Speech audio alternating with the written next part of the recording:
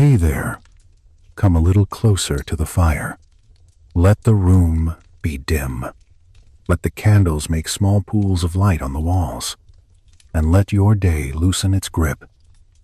Tonight I want to tell you a story that looks simple at first, but the deeper you look, the stranger it becomes, because it is written on your own skin. Look at your arm for a moment, only if you want to, and notice the fine hair that catches the light, soft as dust on a shelf. Now imagine that same arm under a thick coat, dark fur, packed close, warm enough to sleep through a cold night, tough enough to brush past thorns without paying a price. That is not a costume. That is what our ancestors carried for most of their history, for millions of years, long before any word for history existed. And here is the unsettling truth that keeps returning. Humans are the odd ones. Chimpanzees have fur. Gorillas have fur. Orangutans and bonobos. Every close cousin wears a full coat. We do not. We are one of the few mammals that walk around mostly bare, like elephants, rhinos, hippos, whales, animals with reasons that are obvious at a glance. They are massive, or they live in water. We are neither. So why did we do it? Why did we shed the most basic protection a mammal can have? And why did that choice end up shaping everything about being human? Before we drift back through deep time, if you enjoy these slow journeys into hidden history, please tap like and subscribe. It helps this quiet corner reach other listeners who need a calm place to rest. And if you feel like it, leave a comment saying where you are listening from tonight. Just a city and a time. I love imagining the map of sleepy lights across the world. Now let your shoulders soften. Let your jaw unclench. Let your breathing slow until it feels like the room is breathing with you. The fire can do the thinking for a while. You only need to listen. I have always found it strange that one missing thing, something we rarely notice, can change so many other things. Losing our fur was not only about appearance. It changed how we hunt, how we carry heat, how we survive cold, how we speak, how we recognize one another, even how we feel shame, or tenderness, or fear, because our skin can show it. You know that feeling when you walk into a cool room and your skin tightens a little, or when you feel embarrassment and warmth rises into your cheeks? Try to imagine those signals buried under thick hair. Try to imagine a face you cannot read well, a body whose health is hidden, a blush that no one can see. There is a quiet eeriness in that thought, because it means our nakedness is part of how we became social in the way we are now. Long ago, even Charles Darwin was puzzled by this, and that alone tells you how slippery the question is. He could look at beaks and necks and patterns in feathers, and he could see natural selection moving like a slow tide. But human hairlessness troubled him. He wondered if it might be mate choice, if our ancestors preferred smoother skin, and if that preference slowly carved the coat away. He was not fully convinced, and neither should we be. Since then, scientists have offered many ideas. Some say our ancestors began to walk and run for long distances under harsh sun, and they needed a new way to cool down. Some say we spent more time near water than we like to admit, wading, foraging, and letting wet fur become a burden. Some say parasites were the true enemy, ticks and lice, and the diseases they carry, and that losing fur was like burning down a house to evict the things living inside. Some say it was social signaling, that bare skin made health visible, and made emotion visible, and made trust easier. And sometimes, the most honest answer is that evolution is messy, and several pressures can push in the same direction at once. Each one small, each one persistent. Still, the fact remains. Something dramatic happened. Somewhere along the long road from early apes to us, our bodies changed in a way that would force us to become inventors. Because fur is not just warmth, it is a barrier.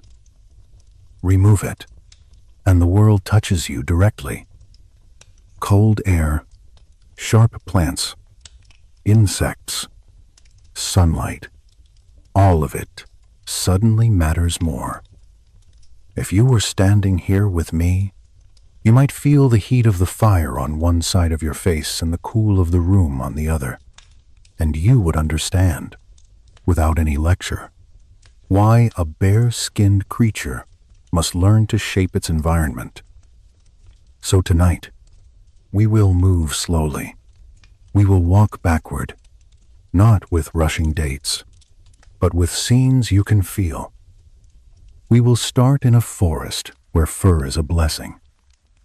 Then we will follow our ancestors toward open land where fur begins to feel heavy.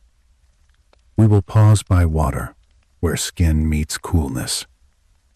We will glance at tiny parasites that have their own quiet wars. We will return to the human gift of sweat.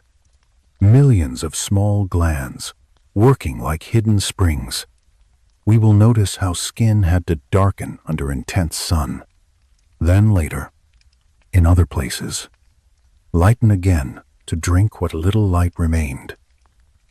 And we will watch how one change, the loss of a coat, leads to clothing, fire, shelter, and the long human habit of turning vulnerability into culture. For now, stay here with the fire a moment longer. Listen to the soft crack of wood, the little sighs as heat shifts. In a way, this is the oldest human soundscape, a warm circle in a dark world, and it fits the story, because hairlessness, whatever caused it, made the circle necessary. It made warmth a thing we had to create, not just wear. It made us gather closer. It made us look at one another, skin to skin, face to face, and learn to read what is written there. And as the room grows quieter inside you, we can begin to drift back, step by step, into that earlier world where our ancestors still carried their fur like a second sky, and where the night in the trees was not yet an invention, but simply a place to rest. Imagine the forest of very long ago, the kind of forest that feels endless, where the air holds moisture like a warm cloth, and the ground is soft with old leaves. There are sounds everywhere.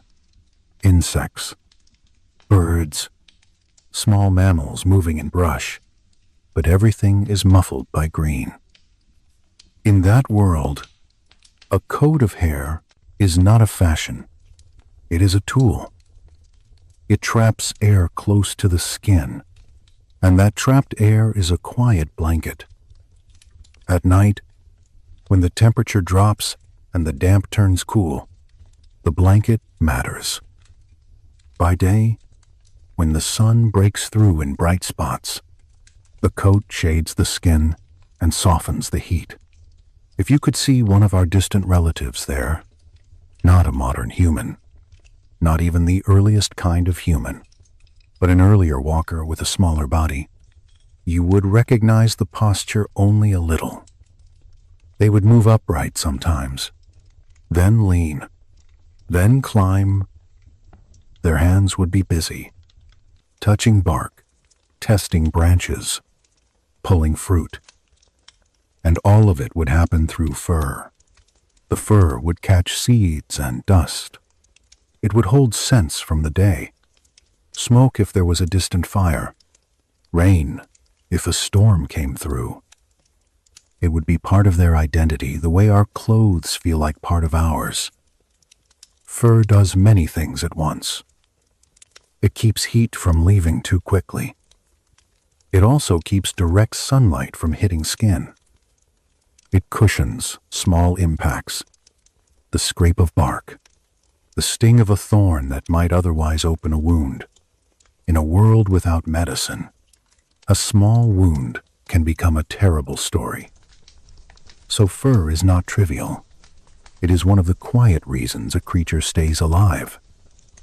And yet, inside your body, the instructions for that old coat still exist. That is another of the strange parts. We did not throw away the blueprint. We changed the switches. The genes that can build thick hair are still there, tucked into every cell, like old tools kept in a drawer. Most of the time, they remain quiet, but sometimes they speak louder, and you see it in the variety of human hair. The thick hair on a head, the patterns on a chest, the sudden growth in a rare condition when a child is born with far more hair than expected. These are not accidents in the sense of random nonsense. They are echoes of what used to be normal.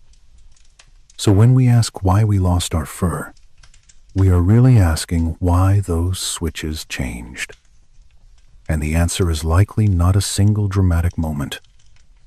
Evolution is patient. It does not hurry. It nudges. One small nudge, then another, until a body looks different, and the difference feels like it has always been that way. The first nudges may have come when the world itself shifted. Africa did not stay the same. Forests shrank in some regions, and grasslands expanded. Shade became less reliable.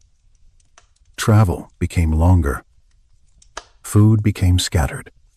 A group that once could feed itself without walking far might suddenly need to walk and walk, following water, following herds, following seasons. If you have ever walked under hot sun, even for a short time, you know how quickly heat builds. It gathers under fabric. It presses behind the eyes. It makes the mind dull. Now imagine being covered in thick fur and trying to keep moving anyway. Most animals do not. They rest. They hide. They wait. But a certain line of our ancestors did not always have the luxury of waiting. The open land asks you to move or go hungry. Here is where the body begins to negotiate. A tall, upright posture reduces how much of the body faces the sun. The head and shoulders take the light, but the rest falls into a narrower shadow. That is a small advantage, but in deep time, small advantages add up. Then another change becomes important. Sweat. Not the thick, oily sweat of many mammals, but a thin, watery sweat that can spread across skin and evaporate. Evaporation is a gentle miracle. Water becomes air, and it takes heat with it. But for evaporation to cool you well, the skin needs space. It needs airflow. A dense coat turns the skin into a humid, hidden cave where sweat cannot do its work. So in some bodies, less hair means better cooling. Better cooling means you can walk farther. You can search longer. You can stay active when other animals must pause. And slowly, almost quietly, a creature that is not fast becomes dangerous in a new way. It does not sprint like a cat. It does not tear with claws. It follows. It keeps coming. It can endure. That endurance is a kind of shadow over the grasslands. Not loud, not dramatic, just steady. But every gift brings a new problem. Bare skin under fierce sun is vulnerable. The sun is not only heat, it is a kind of invisible force that can damage the body. So as hair thinned, skin had to change. More pigment, darker protection, an internal shield. This is one reason many researchers think the loss of fur came before the deep darkening of skin, because a coat makes pigment less urgent. Without the coat, pigment becomes survival. Then, much later, when humans traveled to places where sunlight was weak, the story turned again. Too much pigment in a dim climate can make it hard to build enough vitamin for strong bones. So in some places, skin lightened. Not everywhere. Not for one reason, but because the environment pressed different buttons in different regions. The skin became a map of sunlight, written slowly over generations. Another pressure may have crept in closer, smaller, and more relentless than the sun. Parasites. I do not mean only annoyance. I mean tiny lives that feed on blood and carry sickness. A thick coat is a home for them. It is darkness and warmth. It is a maze. If a group grows larger and sleeps closer, those tiny lives spread faster. A body with less hair is easier to inspect. A tick on bare skin is visible. A louse has fewer places to hide. And if less hair means fewer parasites, then less hair means a healthier body, and a healthier body means more children who survive. There is also the quiet force of preference. Even in a harsh world, beings choose. They notice health. They notice youth. They notice skin that looks clean and unbroken. In other primates, the coat can hide many problems. In humans, exposed skin tells the truth. A scar, a rash, a sickness, all visible. That visibility may have shaped mate choice. Not because anyone made a conscious plan, but because choosing a healthier partner often means choosing a future that lasts longer. So, as you lie there listening, you can let these pressures gather like layers of thin fabric. Heat, water, parasites, preference, social life. They overlap. They do not compete so much as they cooperate. Each one pushes a little in the same direction. And after long enough, the coat is gone, and what is left is a new creature. Still fragile, but newly capable. In the next part, we will step closer to the moments when hairlessness becomes more complete, when sweat becomes a true river on the skin, when dark pigment rises like armor, and when technology begins to appear: clothing, fire, shelter, the gentle inventions that begin as necessity and end as culture. The fire stays low and steady, and I like to imagine that every small snap of wood is an old memory releasing. If you keep listening, you can almost feel time stretching, the way a long road looks at night. Endless, but still passable, one step at a time. We left our ancestors at the edge of change, still carrying some hair, but already leaning toward bare skin. Now let us move closer to the turning point, when the body stops being a furry primate body and becomes the strange human body, the one built for distance, heat, and visible emotion. One of the most common ideas is the savanna story, not because it is perfect, but because it fits many pieces at once. Forests thin, grasslands open, shade becomes rare. A creature that wants to eat must travel, and travel creates heat. Heat is not an abstract idea. Heat is a pressure inside muscle. Heat is a headache. Heat is a weakness that makes you easy prey. So anything that helps a body lose heat becomes precious. The upright posture helps a little, as we said, by reducing direct sun on the back. But posture alone is not enough. The true human trick is sweating. If you were standing here with me, you might hold your palm near the fire and notice how warmth moves into you. Now imagine that warmth building from the inside, from walking, from carrying, from chasing. A body must release that warmth or it fails. Humans release it through millions of small glands that make thin, watery sweat. When that sweat evaporates, it takes heat away. It is simple and it is astonishing. But sweating needs bare skin. Thick hair traps moisture. It turns cooling into dampness.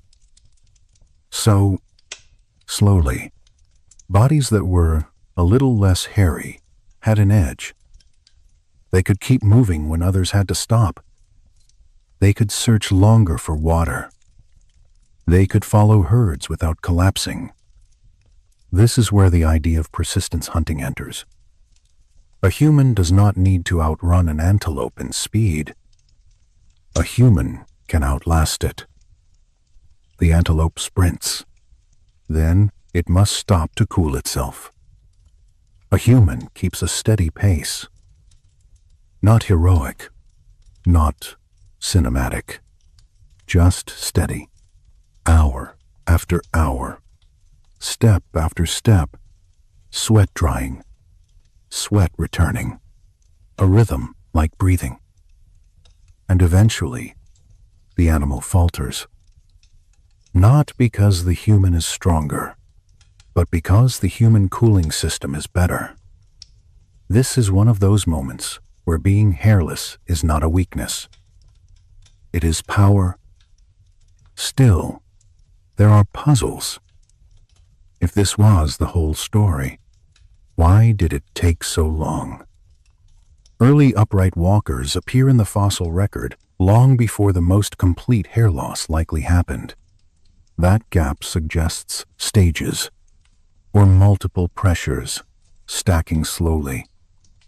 Some early populations may have stayed in mixed woodland and open land, losing hair in patches, not all at once. The body is not forced to change everywhere at the same speed. Then there is the water story, the idea that time near water mattered more than we once thought. Some people imagine our ancestors wading along shores, gathering shellfish, standing chest deep where a fur coat becomes heavy and cold.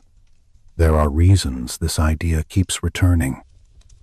Humans have a layer of fat under the skin that is thicker than other apes. Humans can control breath in a way other apes do not. And even babies show a reflex that closes the airway in water.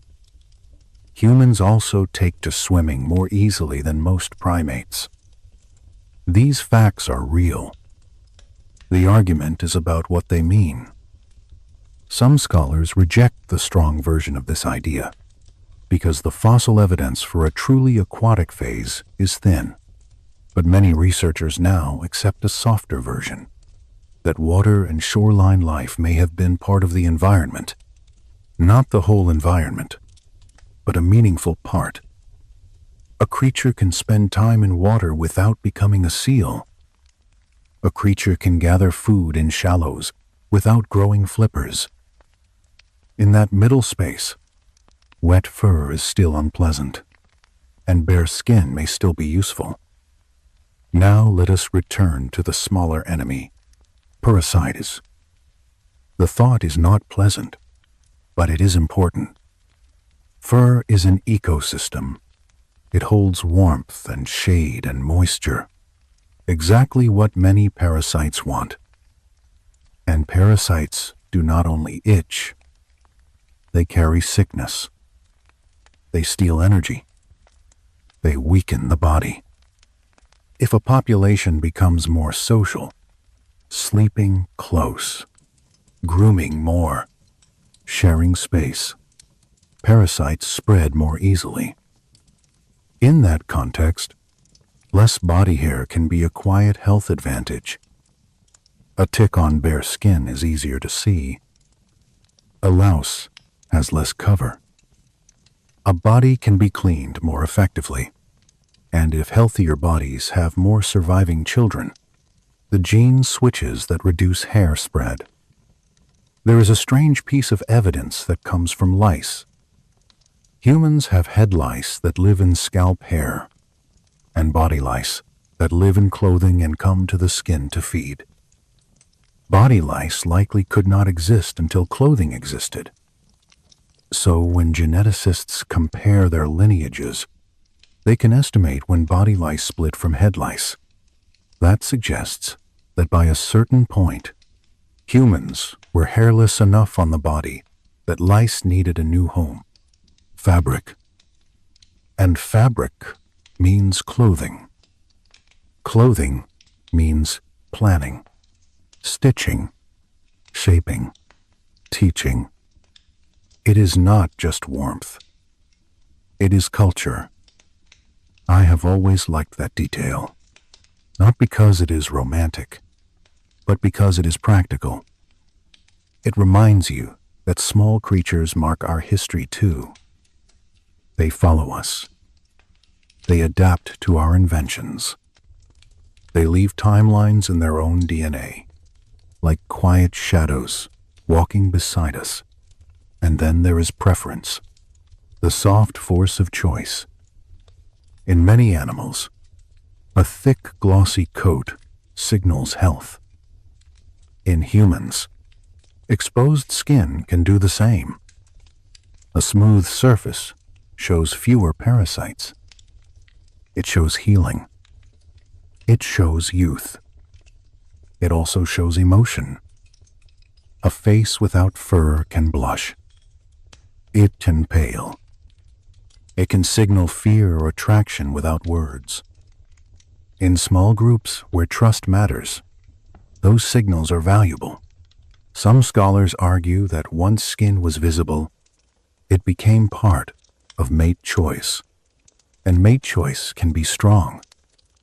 Over time, the absence of body fur becomes normal, then expected, then preferred. That is one way a trait can spread, even if it begins as a small advantage.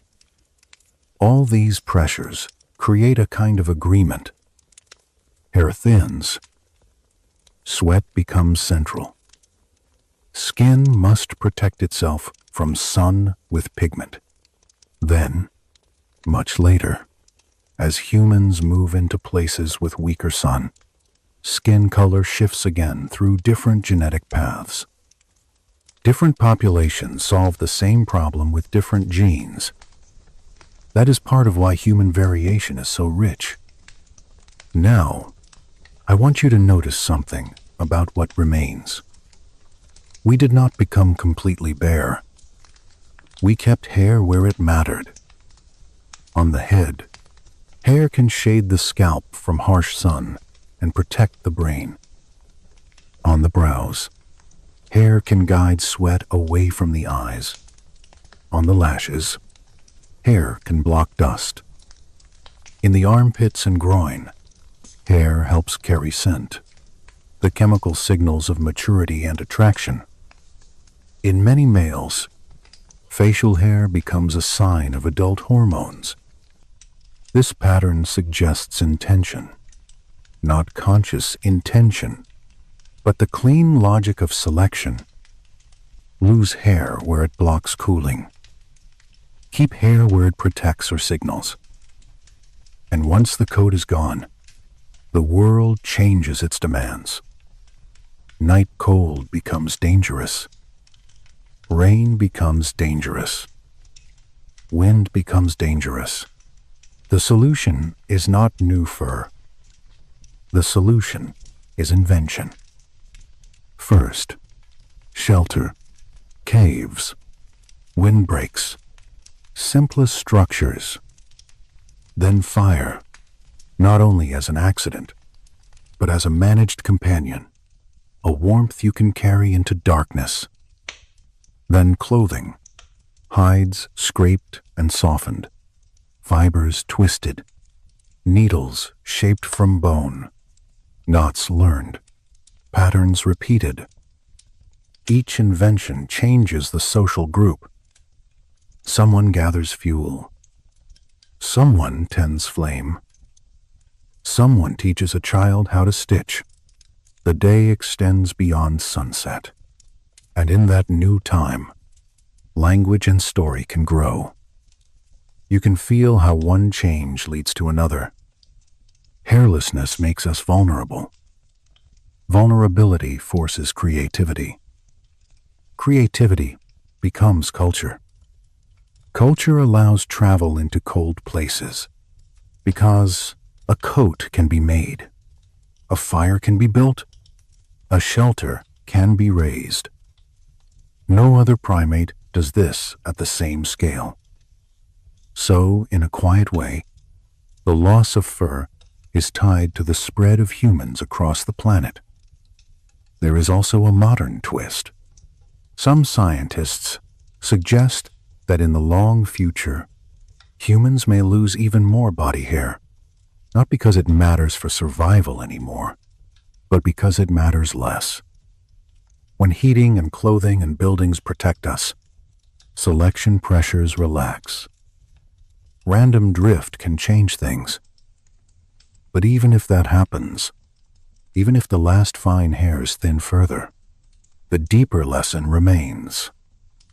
We became the naked ape, and in doing so, we became the maker of warmth, the maker of shelter, the maker of tools. So as you settle deeper into sleep, let the image rest in your mind. A small band of early humans around a fire, bare skin glowing, sweat dried, night air held back by flame and closeness. Not heroic, not loud, just enduring. In the next part, we will step into the evidence more directly, the genes that act like switches, the way skin and hair are regulated, and the quiet timeline hidden inside our bodies, so the story can continue without ever needing to hurry. If you listen closely, you can almost hear another room behind the Firelight room, a modern room, bright and quiet, where machines hum and screens glow. I like to picture it because it reminds me that deep time is not only in fossils, it is in sequences of letters inside cells. In that room, a scientist looks at long strings of code and searches for differences, tiny changes that act like switches. Hair is built by many genes. But what matters for our story is that humans did not lose the ability to grow hair. We changed the instructions for where and how strongly hair grows. In most of your body, the hairs that grow are fine, light, almost invisible. On the scalp, they can grow long. On the face in many males, they can grow coarse. This pattern is controlled by regulation. by signals that tell a follicle when to grow thick terminal hair and when to settle for soft vellus hair. Some researchers point to changes in genes that help manage the hair growth cycle. Others focus on genes that influence how long hair can grow before it rests. Different genes play different parts. The details are complex and still debated, but the theme is clear. The blueprint remained. The dials were turned down. Then there is the pigment story again. Because hairlessness makes pigment urgent, a gene called MC1R is often mentioned, because it influences how much protective melanin the skin makes. In high sun regions, selection favored strong, consistent protection, dark skin, a shield that prevents damage and protects important vitamins in the body. Later, in lower sun regions, selection favored enough lightness to allow vitamin production, and in different places, evolution arrived at lighter skin through different genetic routes, which is another reminder that the same problem can be solved in more than one way. Even now, human hair and skin continue to shift in small ways. There are gene variants that change hair thickness or shape. There are variants that influence sweat glands and scent. There are variants that influence how skin responds to light.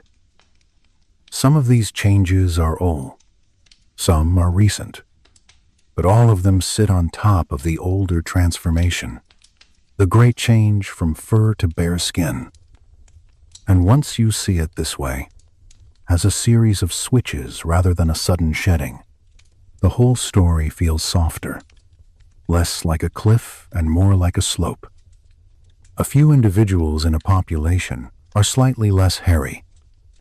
They sweat a little more efficiently. They carry fewer parasites. They stay healthier. They attract partners more easily. Their children inherit the same switches. Over countless generations, the average shifts until the coat that once defined a primate becomes only a memory and a faint down on an arm. I think about the emotional side too. Fur can hide. Skin reveals. A bare face shows stress, illness, fear, affection. A bare body shows injury and healing. That visibility may have shaped compassion, because a wound you can see invites care. It may have shaped cooperation, because a fever you can see invites a change in plan. It may have shaped shame and pride, because the body is no longer private under fur. In that sense, hairlessness is connected to morality in a quiet way, not through rules, but through visibility. So when you consider why humans lost their fur, you can let the answer be a woven cloth. Heat and distance, water and shoreline life, parasites and disease, preference and social trust, and then the ripple, clothing, fire, shelter, extended night, deeper language, deeper story. Let the fire in your mind burn a little lower now. Let the scientist room fade behind it.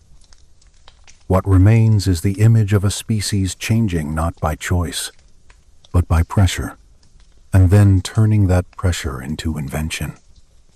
In the next part, we will follow those inventions as they grow. The first clothes, the first managed flames, the first shelters that hold back wind, and the first long nights where voices learn to slow down so you can rest and still keep traveling. The night air outside our circle is cool now, and the fire is doing its old work of making a smaller world inside a larger dark one. If you listen closely, you can hear how the flames change the room, how warmth settles on your skin like a slow blanket, and how the shadows move in soft pulses on the wall. Once the coat of fur thinned, the world began to touch our ancestors in ways that could not be ignored. Cold became sharper. Rain felt heavier. Wind became a thin blade that could slice through tired bodies. And this was not only discomfort, it was danger. Because a naked primate that cannot keep its temperature steady is a primate that cannot hunt well, cannot travel far, cannot protect children through the night. So one answer was shelter. Not a grand building, not a home with a door, just a decision to choose the right place. A rock overhang, a cave mouth, a hollow between boulders, a dip in the ground that breaks the wind, and then a second decision to make that place better, to drag branches across the opening, to pile leaves, to shape a wall from what the land offers. And if you imagine the slow work of it, hands gathering, feet pressing soil, breath turning soft in cooler air, you can feel how the body begins to lean on the mind. Caves mattered, but caves were not everywhere, and caves were often taken. A cave can be a mouth, and a mouth can belong to another animal. So humans learned to build even when they did not have stone and timber in the modern sense. They had sticks, grass, hides, and their own patience. Circles of stones to hold a frame steady, poles angled together like ribs, coverings pulled tight and tied. Not pretty, but real. A skin of shelter over bare skin. Then fire stopped being only a thing that happened, and became a thing that was invited, a thing that was carried, a thing that was protected, because warmth was now a resource, like water, like food, and a flame can die. So someone had to keep it alive. Someone had to feed it. Someone had to watch it when the group slept. And this changes a group. It creates roles. It creates trust. It creates the need to share. If you were standing here with me, you might notice how even a small flame changes the feeling of a room. It dries the air. It lifts scent from wood. It makes the skin on your hands feel safe. And it pulls eyes toward the center. The same happened then. A fire becomes a focus, not only for warmth, but for attention. It makes night usable. It stretches the day beyond sunset.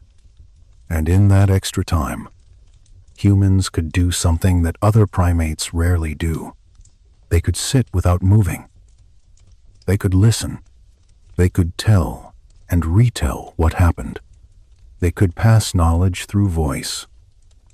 This is one reason many anthropologists imagine storytelling growing beside fire, not because the flame created language, but because the flame created the time and safety for language to thicken, to become more than calls and alarms, to become memories shaped into lessons.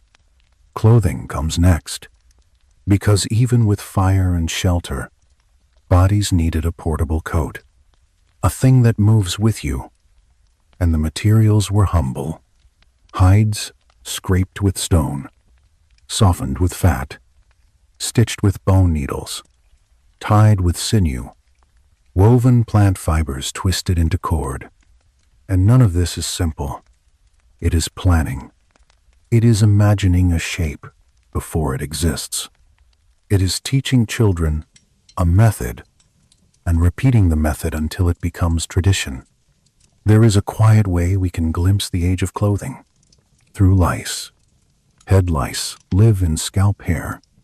Body lice live in clothing.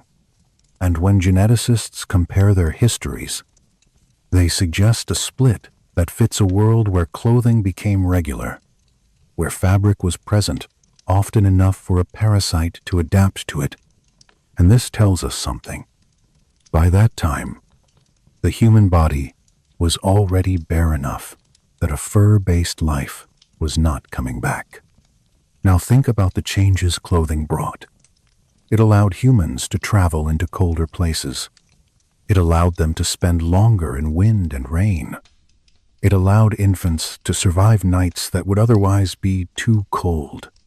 And it also created identity, because once you wear a skin, you can decorate it. You can choose who you look like. And a coat becomes not only protection, but a sign.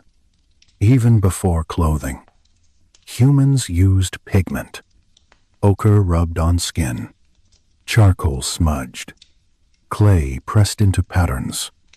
When your body is visible, you can mark it, and marking can say, "This is my group. This is my role. This is my age. This is my mourning. This is my joy." And the naked body becomes a canvas for culture. There is another subtle effect of bare skin. It makes illness visible. It makes injury visible. It makes pregnancy visible. It makes age visible. And this visibility can deepen care. It can also deepen judgment. But either way, it changes social life. Because what you cannot hide becomes part of how others respond to you. And there is the face. A bare face is a map. Tiny muscles around the mouth and eyes can speak without sound. A blush can appear. A pale look can warn of fear. And these signals are fast, honest in a way that a furred face cannot easily match. This may have made cooperation easier, and deception harder, in small bands where everyone depends on everyone else. So when we talk about the loss of fur, we are also talking about the birth of a different social animal, a creature that reads skin, that trusts skin, that fears what skin reveals, and that uses skin as a place for meaning. In the next part, we will drift into the deeper machinery, the genes that act like switches, the way hair can be turned down without being erased, the way skin color had to change to match sun, and the way different populations solve that problem in different ways. And we will also look at how these ancient choices still echo in modern life, in sweat, in sunburn, in clothing, in the quiet habits we barely notice, like gathering close to warmth when the world feels too wide. Stay with the image a little longer. A small band of people, the ground hard under them, the air changing after sunset, the way the heat leaves the land in slow waves, and the way a body without fur begins to understand night as a weight, not a time, a weight that settles on shoulders, on ribs, on fingers that curl into themselves. Somewhere in that long past, a person wakes and feels the cold on their belly, not through hair, but directly, and the feeling is sharp enough to pull breath from the throat. So they roll closer to the fire, and they learn a lesson that will be taught without words for thousands of generations. Do not let the fire die. Do not let the wind take it. Do not let the rain drown it. Keeping a fire is work. It is not only the bright moment of flame, it is the hours before, gathering wood, judging which branches are too wet, which are too green, which are dry enough to catch, and it is the hours after, turning embers with a stick, adding fuel slowly so it does not flare too high, shielding it with stones, making a ring so sparks do not run into grass, because a fire that saves can also ruin. So the group learns a rhythm. Someone goes for fuel at dawn. Someone carries a bundle back. Someone breaks it with a stone. Someone stacks it where it can dry. and someone sits close at night, not only to watch for predators, but to watch the flame itself, to listen for that soft shift in sound that means it is fading, to notice the glow turning thin, to breathe gently so ash does not rise into eyes. This is where the story of fur becomes a story of cooperation, because a single person can keep themselves warm, but a group can keep a fire alive through storms. A group can share labor. A group can take turns. And when you can take turns, you can sleep deeper. And when you can sleep deeper, you can heal. And when you can heal, children survive. Clothing begins in the same quiet way, not with fashion, but with a moment of need. An older woman looks at an infant, shivering, the tiny skin losing heat too fast, and she pulls a hide closer. She wraps it. She holds it, and she notices how much difference one layer makes.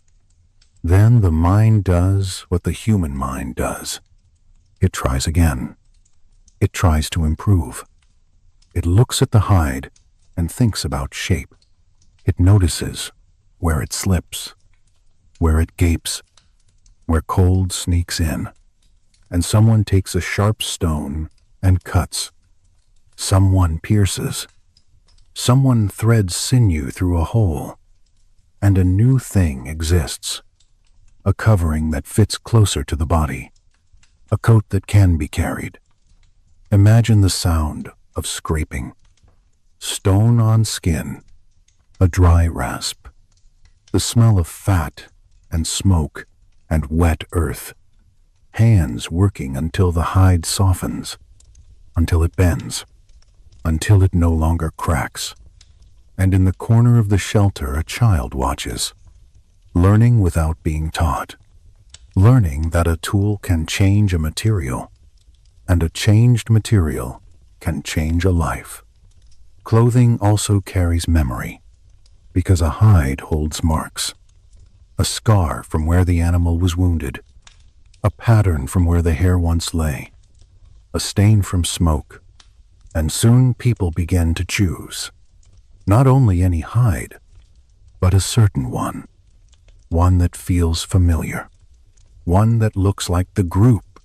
And this is how identity begins to cling to cloth. And while clothing answers cold, it also answers thorn. It answers biting insects. It answers the rough bark of trees. It answers long walks through tall grass. And each answer allows a longer walk. And a longer walk allows a wider range. And a wider range allows new foods. And new foods allow bigger brains. Slowly, patiently, like a river carving a bed, you can feel the link between skin and culture in small habits that survive even now. The way people still gather close when cold. The way hands still reach for fabric when nervous. The way a blanket can calm a body faster than any argument. And that is not weakness. It is memory. Even grooming changes, with less body hair. The long sessions of picking through fur can fade, but touch remains. Touch becomes other things. Rubbing pigment, adjusting clothing, braiding head hair, checking for ticks on skin that is now easy to see. And the social bond remains, but it shifts shape. And there is another quiet change. The smell of a group changes. Scent. It traps oils. It keeps the signature of an individual close to them. And with bare skin and sweat, scent becomes more immediate, rising and fading with movement. And perhaps that is why hair stays where scent glands are strong, in the armpits and groin, because some signals were worth keeping. As the band travels, bare feet feel ground temperature directly. Toes learn to read sand, mud, stone, and that sensitivity can be a gift. It can warn of cold water. It can detect sharp pebbles. It can guide steps in the dark. And when the world is dangerous, information is comfort. So the loss of fur is not only loss, it is an exchange, a trade. Less natural armor, more awareness. Less insulation, more invention.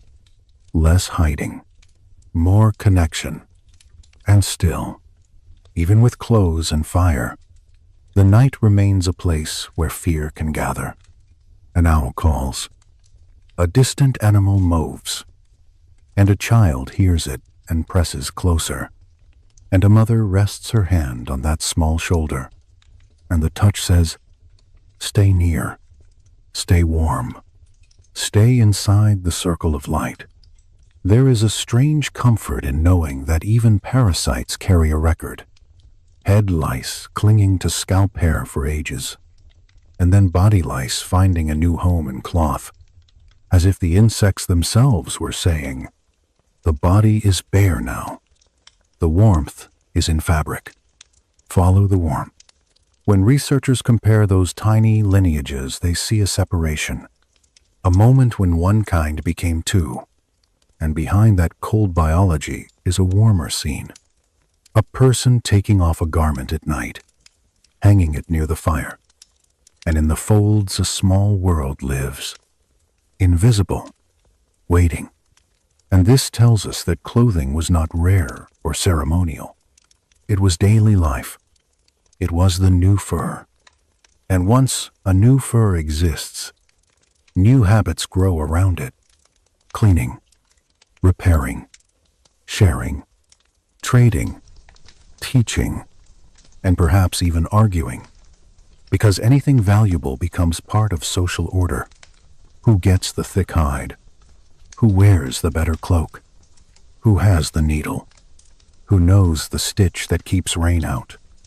All of this begins because skin became exposed, and the exposed body demanded care, and care demanded planning, and planning demanded language, and language demanded time, and time gathered around fire. So as you rest, let the image stay gentle, a slow arc from fur to bare skin, from bare skin to shelter, from shelter to fire, from fire to stories, from stories to knowledge carried forward.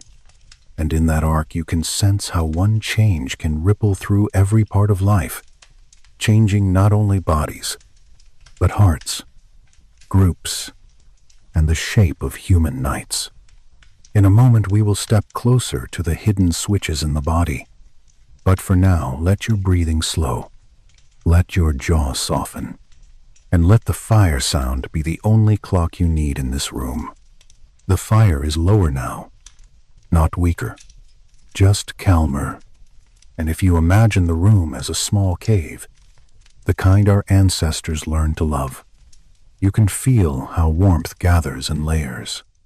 Closest to the coals it is thick and gentle. Farther away it thins, and the air carries a faint taste of smoke that settles into cloth and hair and memory. In the last part we watched the visible consequences of losing fur, shelter, fire, clothing, the slow invention of safety.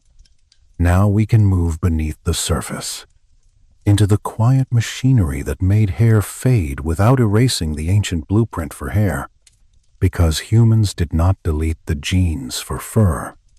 They still sit in the body, like old tools kept in a chest. What changed was control. Little switches that decide where a follicle makes a thick, terminal hair, and where it makes a fine, soft hair. The pale fuzz that most people barely notice unless light hits it at the right angle. Some scientists talk about regulatory sequences, and you can picture them like hands on a dimmer. Not a switch that flips on or off, but a dial that turns down. And when the dial turns down across most of the body, the coat becomes thin, but the capacity remains. There are genes that help guide the hair cycle. When a hair grows, when it rests, when it sheds, and when it begins again, and changes in how these genes are expressed can make a profound difference without breaking anything else. And that matters because evolution tends to keep what works. It modifies rather than destroys. So you can imagine a long, slow process. In one generation, a child is born with slightly less dense body hair. And maybe that child stays cooler on a hot day, or carries fewer parasites, or simply looks a little healthier to others. And that child grows up, has children, and the change spreads. Another child is born with hair that grows longer on the head, a useful shade for the scalp, a signal in the face-to-face world of humans. And that child is noticed, perhaps cared for, perhaps chosen. And head hair becomes a special island of growth while the body becomes more open. There is a kind of elegance in how the body kept certain hairs. Eyebrows that guide sweat away from eyes, eyelashes that catch dust, head hair that shields the brain, and hair in the armpits and groin where scent and social signaling live. It is as if evolution removed a heavy coat, but kept the small details that still mattered. Yet the most urgent problem after hair loss was the sun, because in equatorial light, exposed skin can be damaged quickly. And there is also folate, a vitamin that sunlight can break down in the blood. And folate matters for healthy reproduction and development. So once skin was exposed, dark pigment became protection. And early humans in Africa would have been very dark-skinned, not as identity, but as survival. Melanin is a quiet shield. It absorbs harmful radiation. It spreads it out. It reduces the injury that would otherwise come to cells. And in a world where people lived outdoors, where shade was not always available, and where clothing was still young and imperfect, that shield was crucial.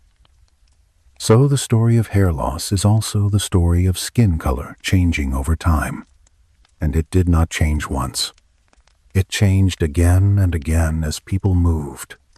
When humans later traveled into places with weaker sun, the math changed.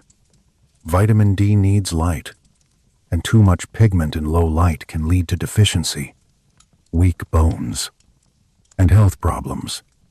So populations in northern regions evolved lighter skin, not because light skin is better, but because light skin can gather the little sun that exists in long winters.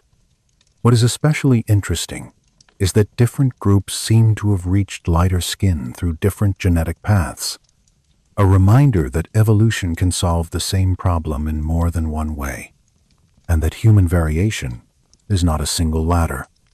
It is many branches responding to many skies. So here is the quiet cycle. Hair thins. Sweating becomes more effective. Dark skin rises as protection.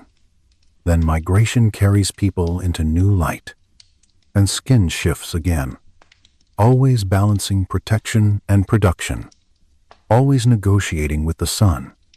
Sweat itself becomes part of the story. Humans have many glands that release watery sweat for cooling, and this system works best on bare skin. Air moving across skin, moisture lifting away, heat carried out.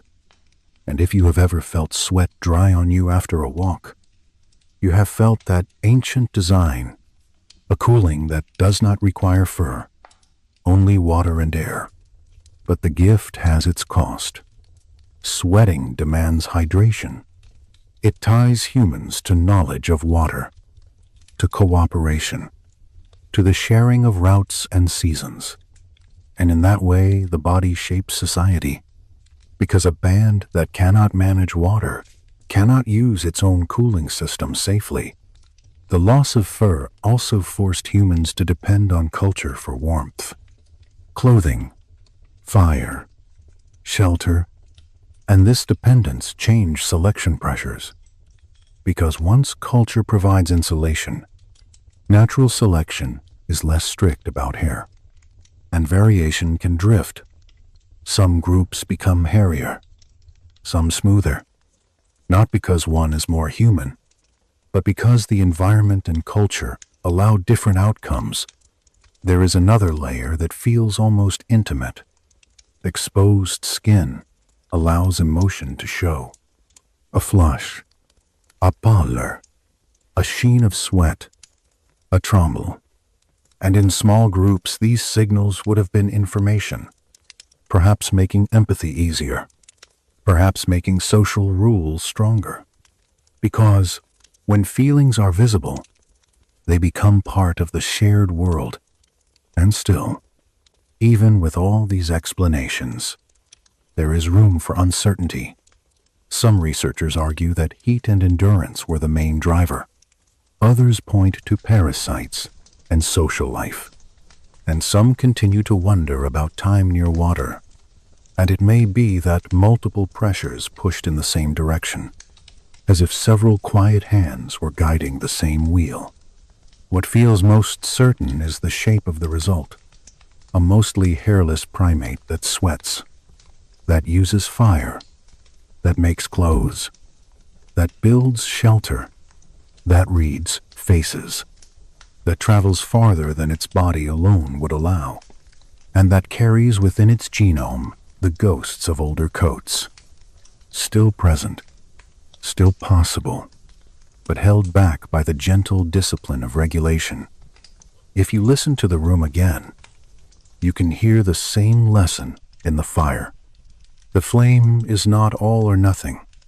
It rises, it falls, it is fed, it is dimmed, and it continues. And that is how evolution often works.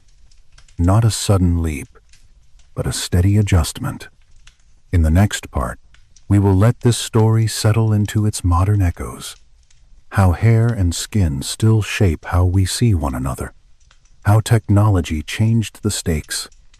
And how the quiet vulnerability of bare skin became the doorway to a world of invention.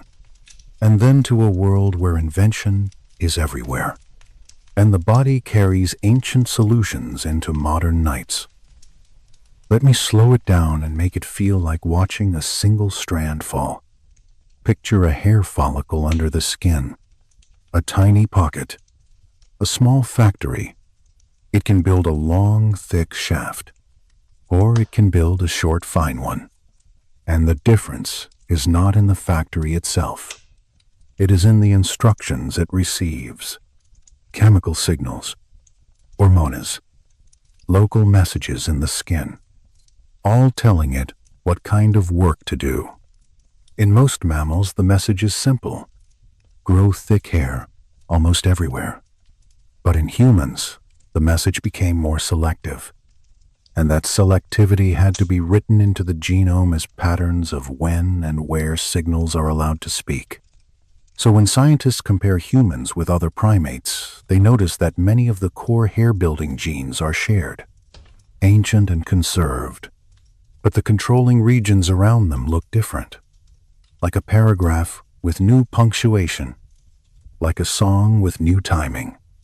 And this is exactly what you would expect if evolution shaped regulation rather than destroying structure. There is also the matter of how long hair grows. On your head, hair can keep going, while on most of the body, it stays short. And this too can be influenced by genes that control the growth phase, how long the follicle stays active before it rests. And a small change here can turn a short coat into a long mane. Now think about why a long mane on the head could matter. It shades the scalp. It cushions the skull from sun. And it becomes a visible signal in a world where humans look at one another constantly. It can be braided, cut, dyed with clay, marked with ash, covered with beads, and this turns biology into a social language. So scalp hair becomes more than protection. It becomes story. And this is why across cultures, hair is treated with such care, such rules, such rituals. Even now, when cold can be solved by a coat from a store, hair still carries meaning. The same is true of beards. In many populations, a beard appears with puberty in males, a sign written in hormone, and it changes how people are read. Older, stronger, sometimes more threatening, sometimes more trusted. And because humans live in symbols, a beard can become authority or rebellion depending on the place and time. All of these variations fit comfortably inside the larger change. The body became mostly bare, but not blank. It kept a few bold marks. Now return for a moment to the sun, because the sun is the most reliable force in this story. Always there, always shaping life. When fur covers skin, pigment is a quieter detail. But when skin is exposed, pigment becomes armor. And in the earliest phase of hair loss, that armor had to be strong. Deep melanin, dark skin, and you can imagine those early humans moving under bright light. Sweat shining, skin protected, endurance made possible. Then migration carried humans into higher latitudes, where the sun is low, where winter lasts, where clouds are frequent, and there the same armor could become too heavy, blocking needed light. So skin lightened in some populations, and it did not happen in a single clean step. It happened over many generations, in different ways, as groups moved and mixed and adapted. Some scholars argue that diet also played a role.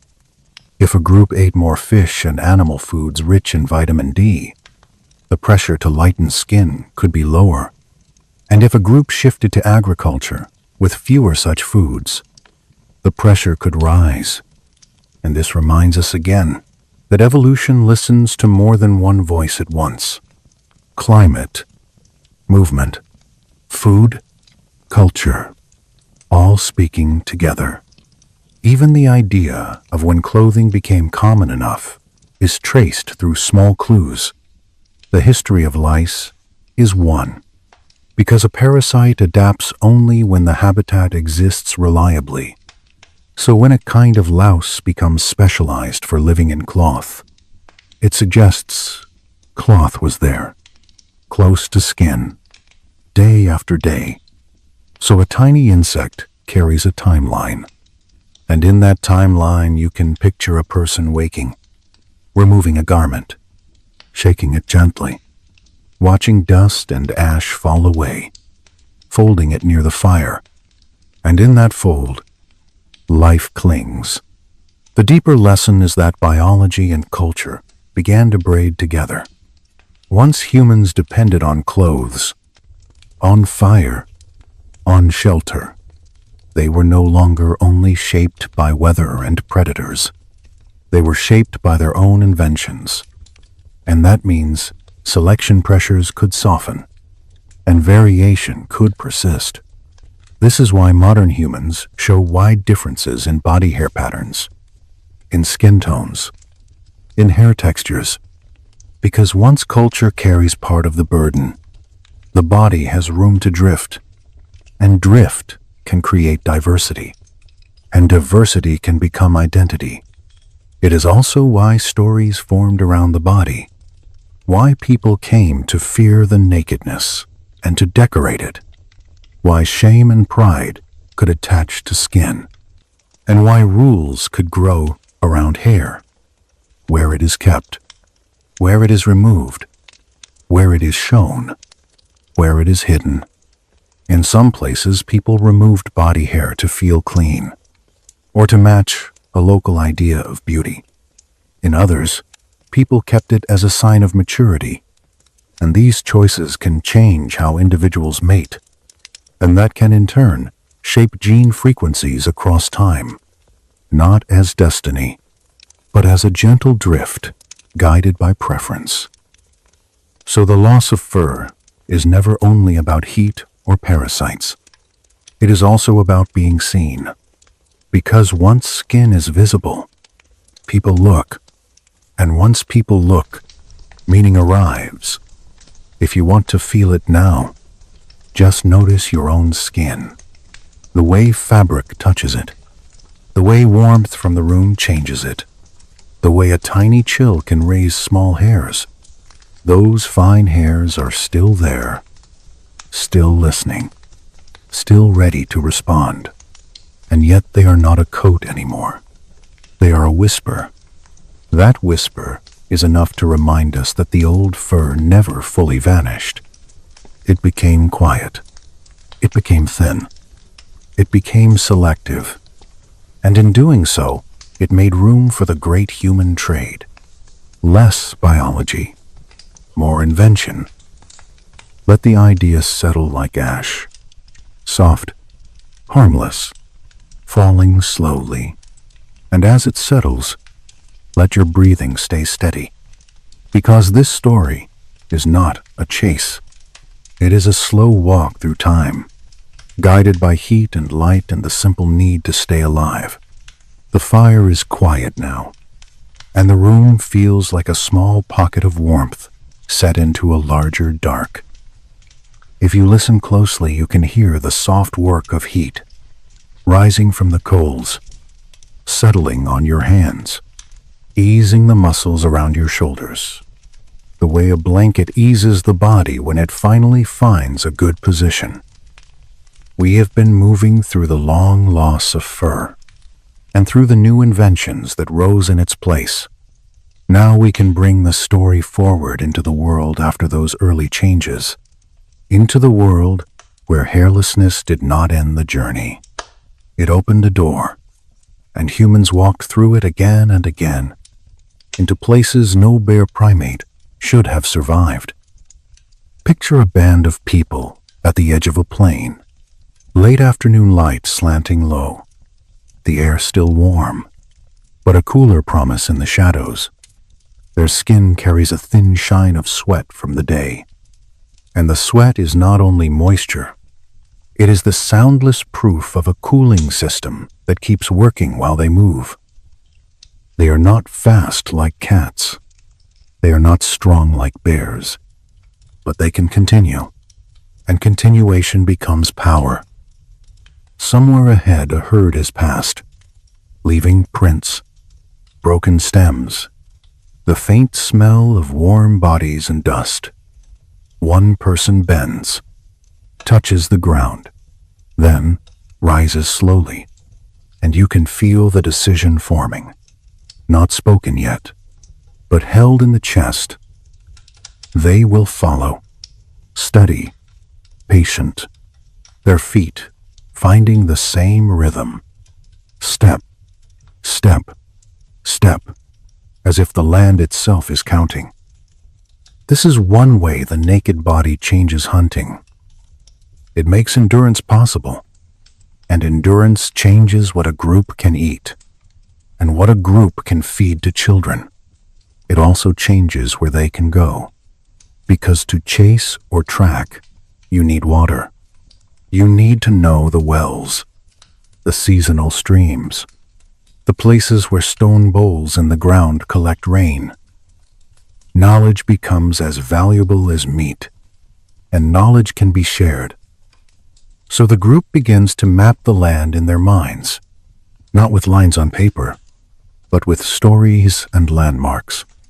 A twisted tree, a split rock, a hill with a certain shadow at sunset, and at night by the fire. Those landmarks become words. Words become memory. Memory becomes tradition, and tradition becomes something a child can inherit without ever seeing the first hunt. When bodies became bare, the need for warmth also became portable. Clothing was not only survival, it became a technology that could travel. A hide could be folded, a woven wrap could be carried, a needle could be kept in a small pouch, and once you can carry warmth, you can push into colder places. Imagine the first time a group moves into a colder season. The air biting at cheeks, fingers stiff, breath visible. The fire becomes more precious, and the shelter becomes more careful. Someone learns to lay a bed of dry grass, then another layer, then hides on top. Someone learns that stone holds cold, and wood holds less. Someone learns that wind finds openings, and that even a small gap can steal sleep. These are slow lessons, repeated until they become instinct. And through those lessons, humans begin to inhabit the night differently. Other primates avoid the ground in darkness. They cling to trees. They sleep light.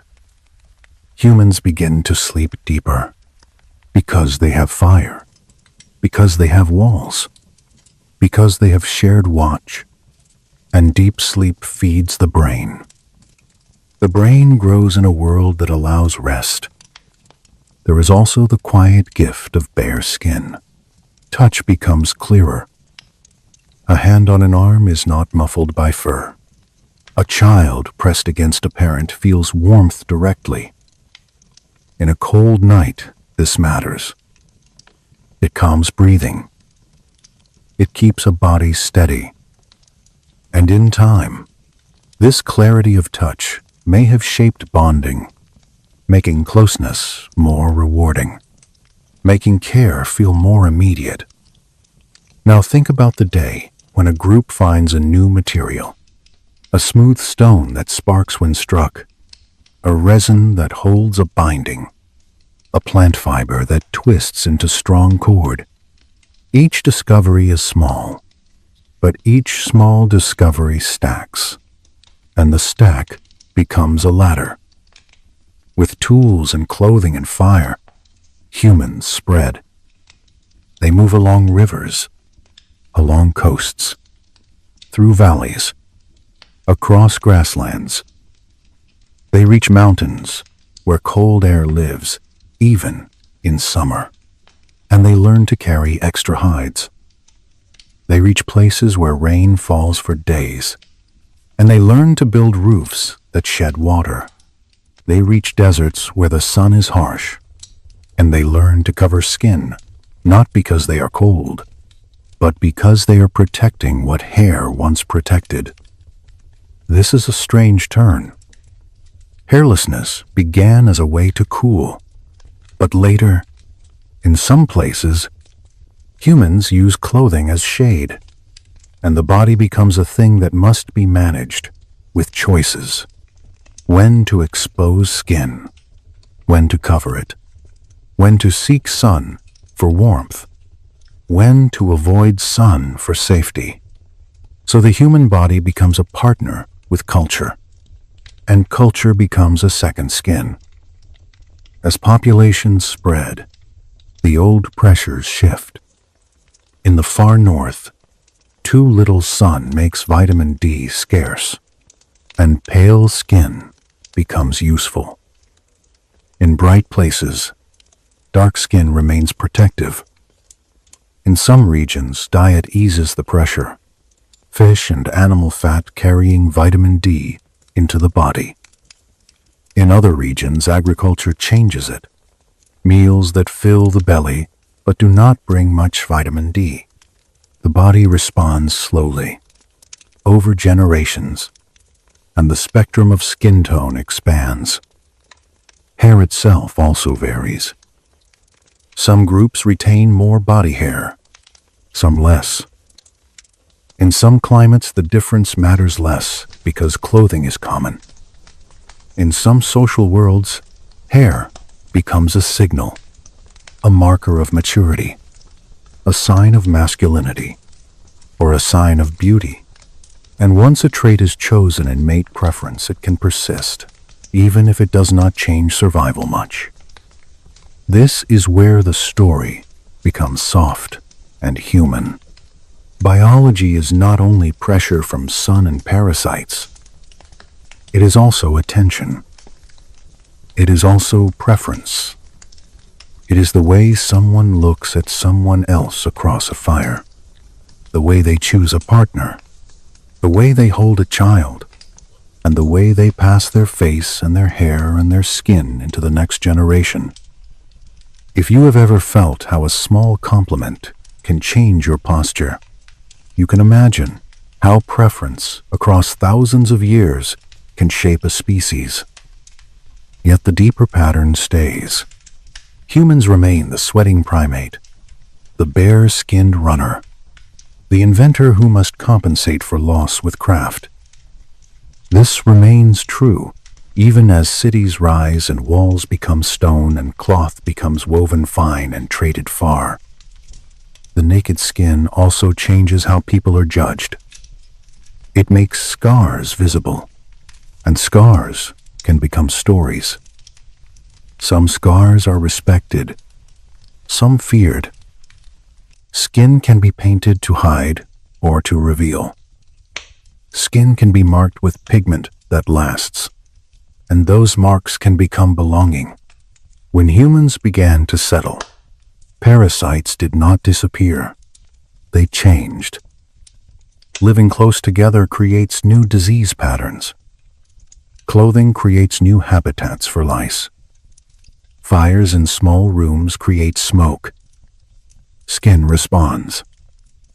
The body and the environment keep negotiating. So the loss of fur is not a single event in the past.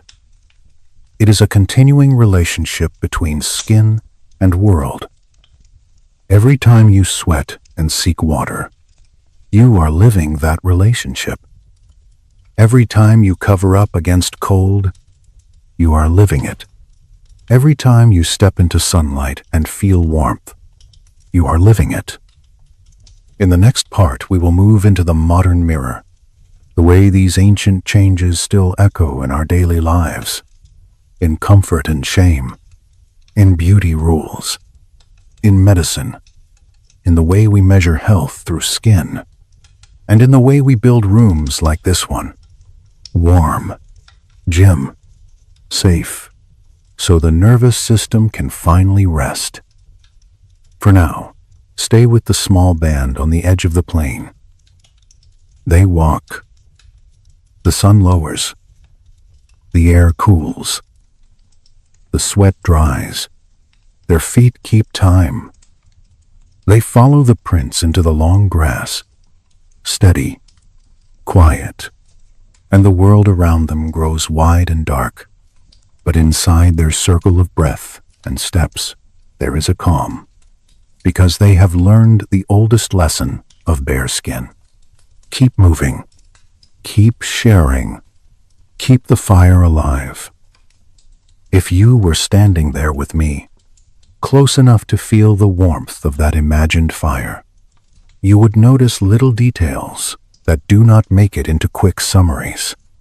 The smell of hide when it dries, a sweet, sharp scent like smoke trapped in leather, the sound of bone needle pushing through skin, a small squeak, then a soft give, the way a strip of sinew tightens when it is pulled, and the way a knot holds, not by force, but by friction, fiber against fiber, a quiet agreement. And there is the ritual of grooming, older than words. In the days when bodies were still furred, grooming was a language. Fingers searching through hair, pausing, pinching, removing a tiny shape. It looks tender, but it is also survival. When much of the fur went away, the ritual did not vanish. It changed. The head kept its hair, and the head became the last forest where small creatures could hide. People still sat close, still searched, still smoothed, still cared. A hand in hair is intimacy, but it is also vigilance. I have always found it strange that we can date certain turning points not by stones or bones, but by the lives of parasites. It sounds almost like a curse, but it is simply evidence. There are lice that live on the scalp, and lice that live in clothing. The ones in clothing could not exist until clothing existed. So when their line split, it hints at when our ancestors began to wrap themselves regularly, not as a luxury, but as routine. Imagine that. A tiny insect, hardly noticed, carrying a timestamp for a human invention. You can see the scene. A person lifts a hide over their shoulders. The hide is heavy with the smell of animal and smoke. It warms the chest. It also creates a new dark place, a sheltered fold. An insect finds it. The insect stays. Generations of insects adapt. And thousands of years later, scientists read that adaptation and say, here is when clothing became common. It is almost poetic in a grim way. This is how the story of hairlessness keeps offering these small, eerie mirrors. We think we are the main characters, but even the smallest lives have been following us, marking our changes. And while we speak of inventions, we can linger with fire a little longer. Fire is not only heat. Fire is light that pushes the night back. It makes faces visible. It turns the dark into a room. Imagine a group inside a shallow cave. Outside, the wind moves through grass. Inside, the fire crackles, and you can hear it like soft speech. People sit close, knees drawn up, hands open to the warmth, eyes half-lidded. The children do not sleep immediately. They watch. In the fire, every movement is magnified. Shadows on the wall grow and shrink. Someone lifts a hand, and a long finger shadow stretches like a tall spirit, then collapses. A child laughs quietly. A parent hushes them with a touch.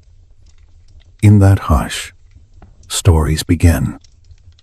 Not polished stories, not myths yet, just recounting where the water was, where the herd turned, how the lion watched from a thicket, how the storm came early. These simple accounts become maps. They become warnings. They become identity. And because faces are bare, because skin is visible, because cheeks can flush and eyes can widen, a listener can tell if the teller is afraid, if they are exaggerating, if they are proud. The group learns not only facts, but emotion. They learn what fear looks like, what calm looks like, what courage looks like. In a furred face you can still read emotion, but in a bare face it is clearer, like writing on smooth clay. Over time, those nights become longer than any single hunt. They become the school where children learn the shape of the world without having to suffer every mistake themselves. It is another advantage of being naked, not the nudity itself, but the cascade it triggers. The fire, the gathering, the teaching, the growing mind. There is also the quiet danger that comes with being visible. If skin is a billboard, then weakness can be seen. Sickness shows on the surface. Wounds show. Age shows. In a small band, this can encourage care, because everyone matters.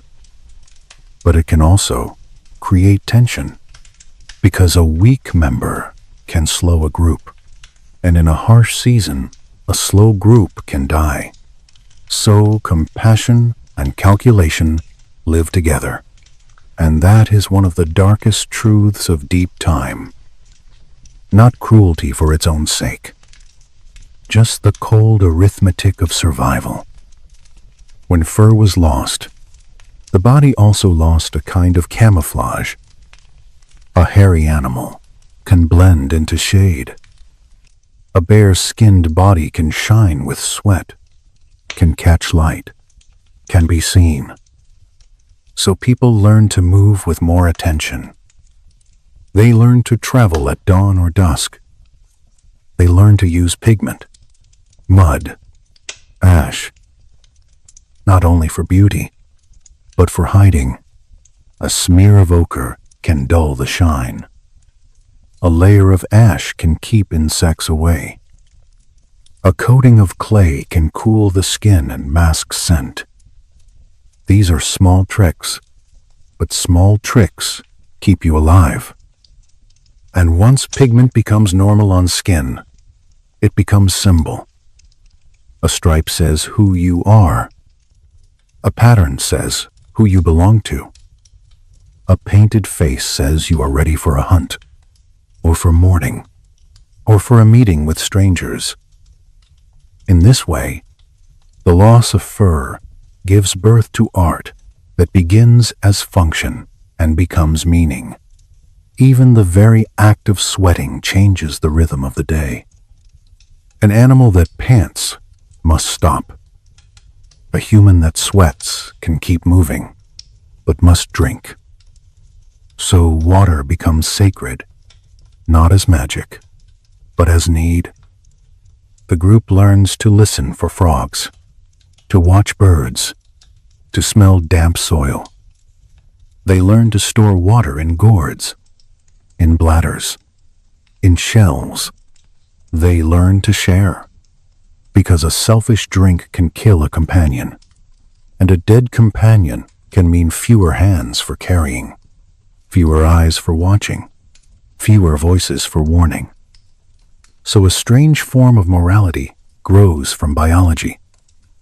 Not a moral code written on tablets, but a practiced understanding that survival is mutual. Naked skin, sweating glands, and the constant search for water push humans toward cooperation, not because they are naturally pure, but because the environment punishes isolation. All of this sits beneath your own quiet body right now. The way you feel a room temperature and decide to pull a blanket. The way you notice thirst. The way your skin prickles when a breeze touches sweat. These are small sensations, but they are ancient, and they carry the weight of millions of years. So let the fires settle again. Let the imagined band keep walking. Let the day fade. The story is moving toward your own time, toward mirrors and medicine and modern rooms. But we can drift there, slowly, one soft step at a time. The room around you is still. The fire gives a slow pulse of light, and that light moves across the floor like water. If you breathe in, you might notice how the air holds a faint scent, maybe wood, maybe wax, maybe the clean quiet of a night when nothing urgent is happening. This is where the ancient story meets your own daily life. Because the loss of fur did not stop when humans learned to sew hides and hold flame. It kept shaping us, even after cities rose, even after books and metal and glass. It shaped the way we judge bodies, the way we heal bodies, and the way we build comfort around bodies. Start with something simple. Modern people argue about body hair as if it were an opinion. as if it were a personal choice with no history. But that argument exists only because we are already the mostly hairless primate. If we had kept thick fur, there would be no debate about shaving legs or trimming beards. There would be no fashion for smooth skin. The entire conversation is an echo of an older change. In some cultures, removing body hair became a sign of cleanliness. In others, keeping it became a sign of adulthood. In some places, facial hair carries authority. In others, it is seen as disorder. None of these meanings are written in genes. They are written in stories, in power, in desire, in the small habits people copy from the people they admire. Yet beneath those meanings, biology stays calm and practical. Hair on the head still protects the scalp from sun. Eyebrows still guide sweat away from the eyes. Eyelashes still filter dust. Hair in the armpits and groin still holds scent close and then releases it with movement. A private signal that the body is alive, mature, human. Even when we pretend we are above such signals, the body continues. And there is the quiet medical side that many people do not consider. Skin is visible, and medicine uses that. Doctors look at color, at rash, at bruise, at pallor. They can see fever on a face. They can see dehydration on lips. They can see shock in the way blood leaves the skin. This is one of the advantages of being bare. The body speaks without words. At the same time, the bare body also carries vulnerabilities into modern life. Sun still burns. Skin still remembers damage. People with less melanin must be careful under intense light. People with more melanin must be careful in places with little light to get enough vitamin D. In earlier eras, diet and lifestyle balanced these things in different ways. In our era, with indoor living and screen light, the balance shifts again. The ancient negotiation continues. Then there is sweat. In the past, sweating was a tool and a risk. Water had to be found. Today, for many people, water is a tap away, and sweat becomes an inconvenience, a stain, a smell to hide. But it is the same system. 2 to 4 million glands, quietly working, thinning the border between life and heat. If you have ever walked outside on a humid day and felt sweat stay on the skin without evaporating, you know how quickly comfort can turn into exhaustion. That sensation is a reminder that our cooling system depends on air and evaporation. It is a reminder that the body is always negotiating with the environment, and when the environment changes, the body must adjust. Sometimes with shade, sometimes with water, sometimes with clothing, sometimes with rest. Now let us step into the stranger corner of modern life, the hospital room. You lie under bright lights. The air is cool. The sheets are crisp. A monitor ticks softly. This is a different kind of fire circle, a place where the body is watched and managed.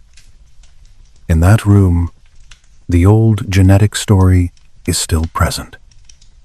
Hairlessness made sweating possible. Sweating made endurance possible. Endurance shaped our bodies. Those bodies now lie on operating tables, and the same genes that once helped us survive heat now influence how we react to drugs. Different people respond differently to pain. Different people respond differently to anesthetic. That is true for many reasons. Weight, metabolism, fear, experience. But hair and skin genes are linked to deeper networks, and medicine keeps discovering small patterns. How much of an anesthetic someone needs, how quickly the skin reacts, how inflammation rises and falls. The surface is connected to the inside. It is not mystical. It is simply biology. Yet it can feel eerie. A tiny change in a gene, a regulatory switch that reduced hair follicles on the body, a pigment pathway that changed under sun. Those changes can echo into a modern clinic, into a dose measured in milliliters, into a nurse adjusting a drip while the patient sleeps. And while medicine is learning, culture is still telling stories, often messy ones. There are still myths about hair. That body hair means dirt. That hairlessness means purity. That certain kinds of hair are civilized and others are not. These myths are old. They have been used to shame, to control, to exclude. They are part of the darker history of skin itself. When skin is visible, it becomes a target for judgment. You can see this in the long history of how humans have treated each other based on appearance. Not only hair, but skin tone, scars, markings. The naked body offers information, and humans have often used that information to build hierarchies. It is one of the costs of being visible. But there is another side. Visibility can also create empathy. If you can see fear on a face, you can respond. If you can see exhaustion, you can offer rest. If you can see injury, you can help. The same bare skin that makes shame possible also makes care possible. And care is what allowed hairless humans to spread into cold places. No one survives an ice night alone, not without fur. Survival demanded sharing heat, sharing shelter, sharing fire. It demanded community. So when you look at modern comfort, central heating, thick blankets, insulated walls, you are looking at the descendants of those ancient circles of warmth. Comfort is a human invention built to protect bare skin. It is also a kind of forgetting. When we live in temperature-controlled rooms, we forget how dangerous cold is. When we can order clothing with a tap, we forget how complex clothing is. When we can drink clean water from a faucet, we forget that sweating once tied us to rivers and springs like a leash. Sometimes I think that is why these questions still feel haunting. Because the body carries old memories that the mind no longer has to actively manage. The skin remembers the sun. The glands remember the need to cool. The nervous system remembers the comfort of a fire and the fear of exposure. And that leads to a gentle thought about the future. Humans are still changing, not as fast as in deep time, when survival pressures were sharp, but still. Some traits drift. Some traits are selected in subtle ways. In many modern societies, body hair has little effect on survival. Technology cushions the difference. So random changes can accumulate. Over many thousands of years, humans might become even less hairy. Or they might not. Because culture can create its own selection. Preferences can shape who pairs with whom. Migration can reshuffle gene pools. Climate can create new pressures. Disease can create new pressures. Nothing is fixed. What feels fixed is the pattern that started when fur began to thin. Vulnerability leading to invention. Bare skin leading to culture. The body becoming visible, and the visible body becoming a language. If you notice, even now, people read each other through skin. A blush, a pallor, goosebumps rising on an arm, a sweat sheen that says anxiety. These signals travel faster than words. They can betray us. They can also connect us. So tonight, as you settle deeper into rest, you can let your own skin be quiet. You can let it stop performing. No one needs to read you right now. No one needs to judge the shape of your body hair, or the tone of your skin, or the marks of your life. You can just be warm. Feel the blanket, or the sheet, or the air on your face. Feel how your body chooses comfort without thinking. A small shift of the shoulder, a release in the jaw, a slow exhale. This is the gift that came from the loss of fur. Not the loss itself, but the world it forced us to build. A world where a naked ape can lie safely in the dark, protected by cloth, by walls, by heat, by knowledge passed down through countless hands. In the next part, we will take one more slow step outward and look at the final strange irony, that the trait that made us vulnerable also made us unstoppable, and that in losing the old coat of hair, we gained a new coat made of culture, tools, and shared memory. For now, let the fire keep its small, steady breath. Let your own breathing match it. Let the night hold you. You can even see the old primate grooming ritual hiding inside modern routines. A bathroom at night. Tile cool under bare feet. Water running. Steam rising. The mirror fogging until it becomes a soft blur. A hand moves across skin with soap, then with a razor. Slow, careful strokes. The sound is faint, a whisper of metal and water. When the hair is gone, the skin feels different. Not morally better, not truly cleaner, just different. Smoother, more obvious, more like the body is being prepared for being seen. In another room, someone trims a beard. The clippers buzz. Small hairs fall like dark dust onto a sink. A face emerges, older or younger, depending on the shape that remains. People have been shaping hair like this for a very long time.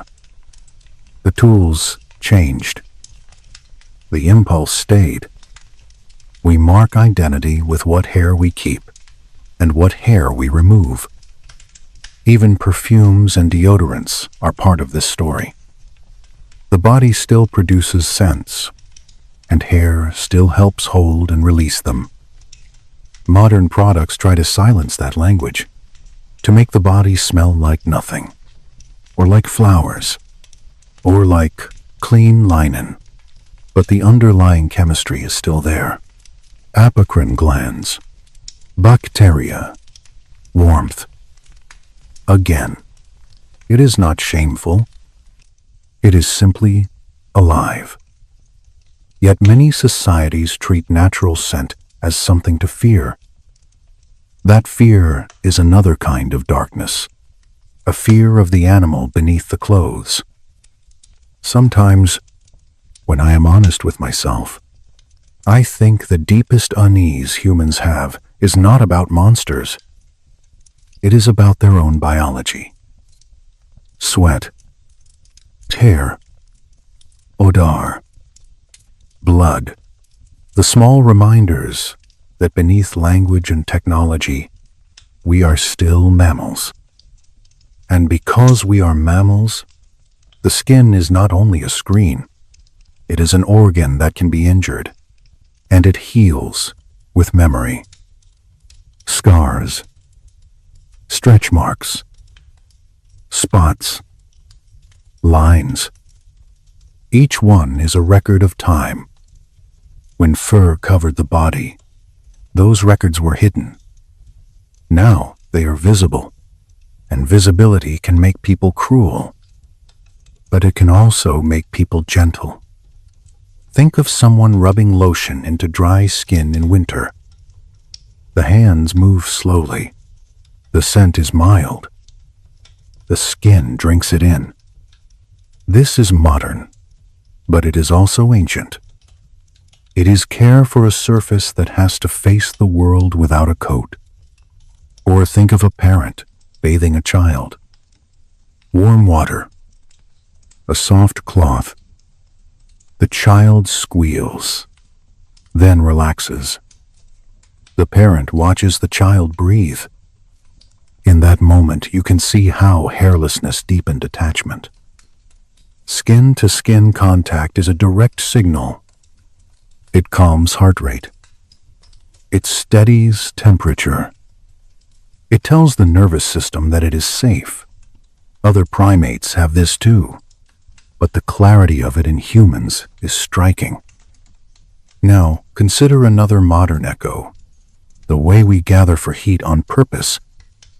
Saunas, hot springs, steam rooms. People sit in wooden rooms and sweat together, not because they must to survive, but because it feels like cleansing.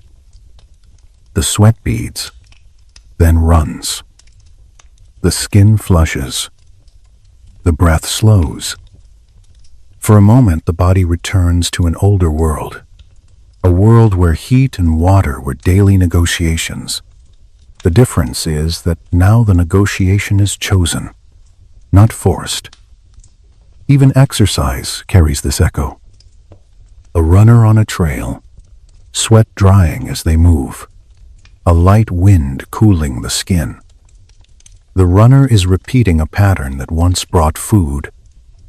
The modern run might be for health or for pleasure, but the system underneath is the same.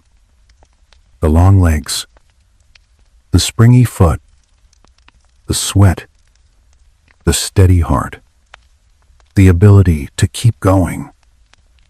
And when the run ends, the runner drinks. The body asks for water. It always will. There is also the question of why we still keep some hair, and why we feel strongly about it. Head hair in particular becomes a kind of banner.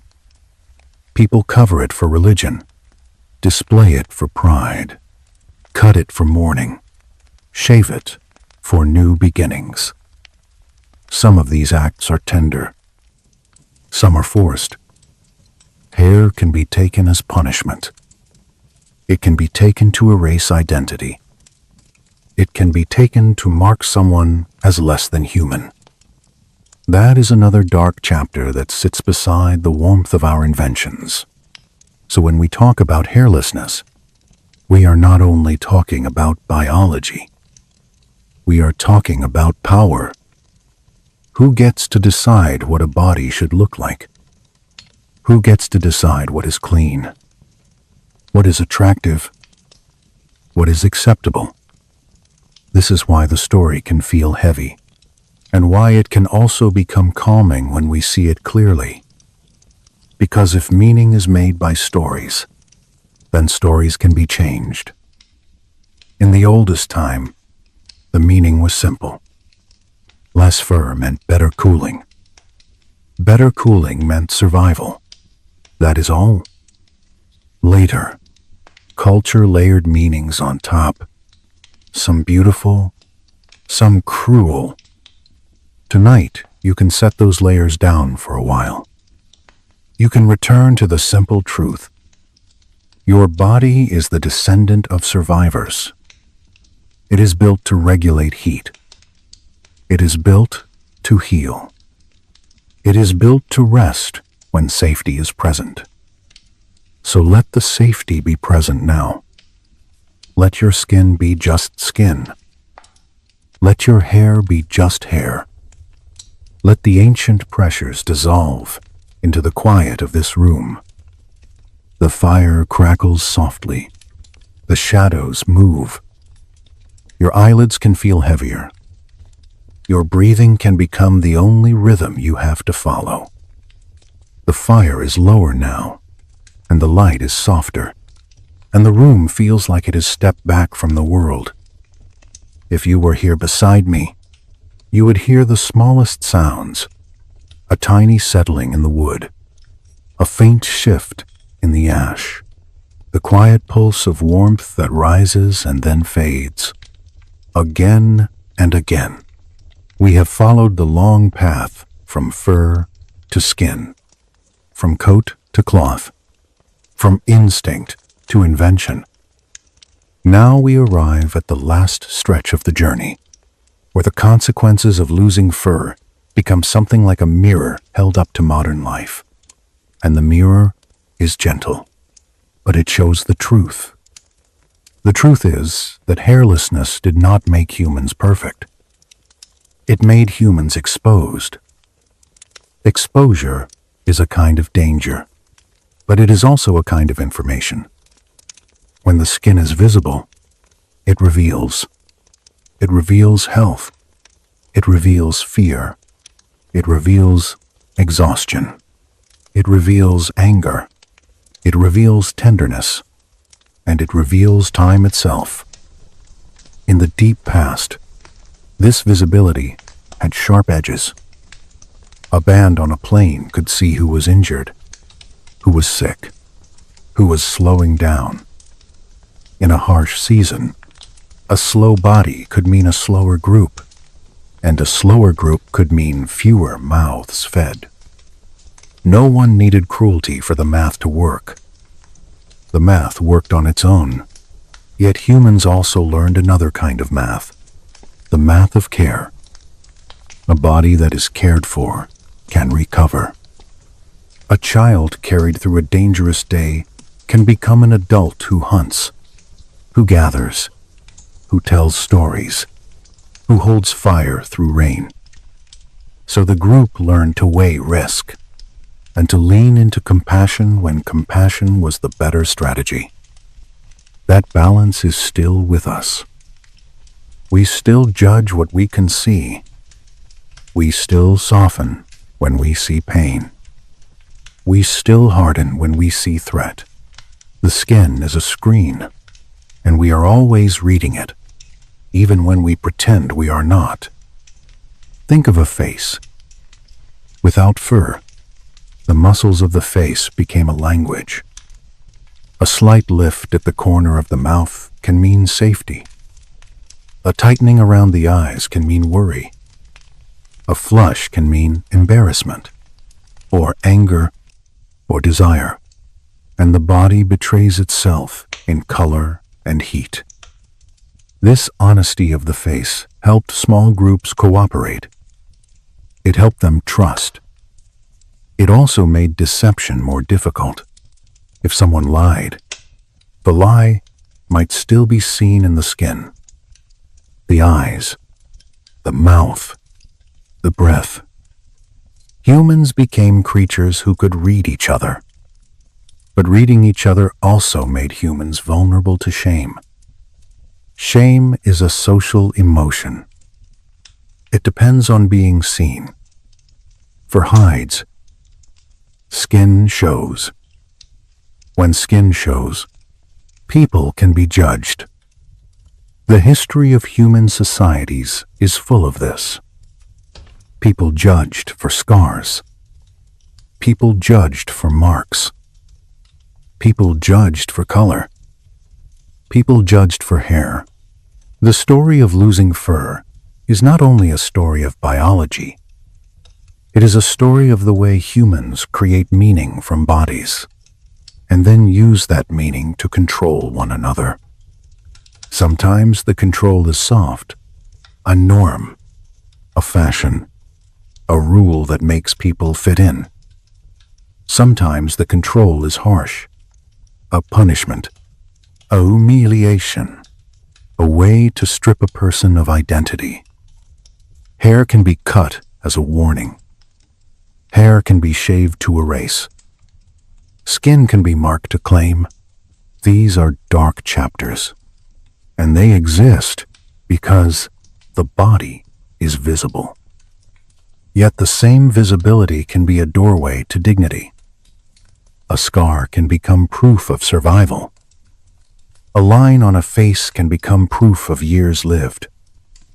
A body can be seen and loved, not in spite of what it shows, but because of what it shows. This is also human. Now return to the deeper evolutionary current beneath the cultural noise. The naked skin made sweating efficient. Sweating made endurance possible. Endurance made a new kind of hunting possible. It also made a new kind of travel possible. Humans moved, slowly at first, then farther. They followed herds. They followed rivers. They followed coastlines. They crossed passes. They reached places where the air was thin and cold. They reached places where the sun was weak and low. They reached places where rain never seemed to stop. In each place, the bare body had to be protected by culture. Clothing became more than a shield. It became identity, a hide cape, a woven wrap, a fur-lined hood, a belt of leather. Each piece said something about where you lived, what you could make, who you traded with, who taught you. In time, clothing became symbols, and symbols became belonging. This is a strange irony. We lost the natural coat, and then we invented a coat that could say more than the natural one ever could. And shelter did the same. A cave became a home, then a hut, then a house, then a city. The city is a giant shared skin, walls and roofs holding the weather back, keeping warmth inside, keeping water out. When you sit in a room like this, you are wrapped in the inventions that hairlessness demanded. You are living inside a solution. Even fire is a solution that became a center. Fire cooked food, and cooked food softened meals, and softer meals changed jaws, and changed how the face formed. Fire warmed the night, and warmed nights allowed deeper sleep, and deeper sleep fed the brain. Fire brought people together. It made evenings longer. It created time for stories. Storytelling is not decoration. It is a technology. It carries maps. It carries warnings. It carries rules. It carries hope. A hairless creature survives by learning, and learning survives by being told. So here we are, in a modern world where many people never fear cold as their ancestors did. A heater hums. A blanket waits. Water comes from a tap. Light comes from a switch. In that comfort, it is easy to forget the original bargain. It is easy to forget that the body is still running old programs. Sweat glands still work. Skin still burns. Parasites still adapt. The nervous system still seeks warmth and safety. Sometimes modern life creates its own kinds of exposure. A hot city with concrete that holds heat. A crowded room that traps humidity. A long day under bright sun without shade. In those moments, the body speaks. It sweats. It thirsts. It aches. It reminds you that you are not built for endless stress. You are built for rhythm, effort, rest, effort, rest. So the final lesson of hairlessness may be this. Humans became powerful not because they became invulnerable, but because they became adaptable. They turned vulnerability into invention. They turned exposure into communication. They turned a missing coat into culture. If you listen to the fire now, you can hear the slow pace of that idea. A small crackle, a soft fall of ash, a pause, warmth rising, then settling. The body likes this. The body likes repetition. The body likes safety. In the next and final part, we will let the story drift into a closing thought. We will gather the strands, the heat, the sweat, the skin, the inventions, the long migration from fur to cloth, and we will set it down gently, the way you set down a heavy bag after a long walk, and the shoulders finally drop, and the breath finally deepens. For now, let your own shoulders drop. Let your jaw unclench. Let your tongue rest. Let your eyes soften. The world outside can keep moving. Here, in this dim room, the story becomes quiet, and the bare skin can rest inside the warmth it helped create. Imagine an old afternoon on the savannah, not a picture in a book, but a lived hour. The air is bright, and the grass is still, and the horizon shimmers as if the world is breathing. A small group moves in, single file, footsteps soft in dust. Each step lifts a faint cloud that hangs for a moment, then falls back to the ground. The smell is dry, a mix of warm earth and crushed stems. You can feel the heat without touching it, like a hand held near the skin. The bodies in this line are not like the bodies of chimps in the forest. They are upright. They are narrow. They have space between the ribs and the hips that lets air move. Their backs are not hidden under fur. Their shoulders shine with sweat. And the sweat is not only water. It is a message from the body that says, keep going, keep cooling, keep living. One of them pauses, and you can see the pause. Because skin shows pause, the chest rises, the ribs widen, the throat swallows. A bead of sweat collects near the collarbone, then slides, slow, as if it is thinking about where to go. It reaches the edge of a scar, hesitates, then follows the line. The scar is old. It is pale against darker skin. It is proof of an earlier brush with thorn or tooth, and proof that the wound closed, and proof that someone lived long enough to make a story out of it. A child walks near the center of the line, not running, saving strength. The child has a small leather strap across the shoulder, and on the strap hangs a simple container. Perhaps a hollowed gourd. Perhaps a skin sewn tight. It swings gently with each step. Water inside answers the movement with a soft slosh. Water is precious here. Water is the second skin. Sweat is the first skin, and water is what keeps sweat possible. You can see the adults glance at the child again and again, not because they doubt the child, but because they count the group by sight. This is what visibility does. It turns caring into something practical. A bruise, a stumble, a limp, each one can be noticed early. Early noticing is survival. And when the group reaches shade, not much shade, just the thin shadow of an acacia, they do not fall asleep. They sit. They listen.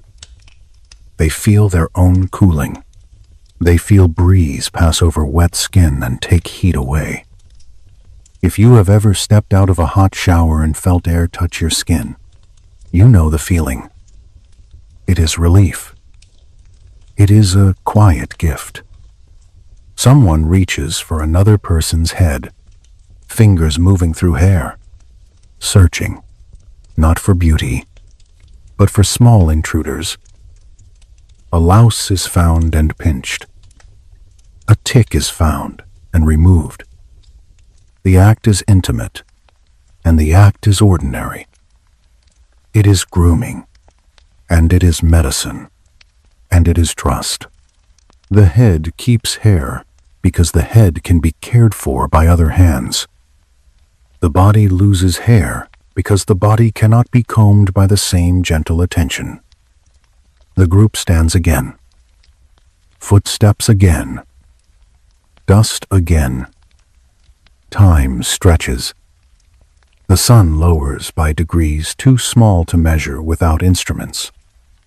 The world is enormous and quiet and indifferent, and yet these small figures make it livable by cooperating, by sharing water, by reading one another, by turning weakness into method. Now slide forward in time, as if the years are pages. The same bodies reach a cooler place. Wind tastes different. The sky carries cloud. Night comes with sharper teeth. Here, hairlessness becomes a risk again. The skin that could survive heat now shivers. So the hands invent. They scrape hides. They chew fibers. They twist sinew. They stitch with bone needles. The first cloak is heavy, smelling of animal and smoke. It is not elegant. It is life. In a cave, the walls hold old soot. The floor is packed earth. The fire is a small sun that does not rise and does not set unless someone lets it. Around it, faces glow and dim in turns. You can see the shine of sweat even in cold air, not from heat now, but from the effort of gathering wood, of carrying stones, of keeping the place safe. Someone speaks, not with polished language, with the simple shapes of sound that carry meaning. A warning about a predator, a note about a water source, a memory of a path, a laugh, a murmur. The voice is made possible by breath control and by a throat that can shape sound precisely. Some of that control may have begun with swimming and with holding breath.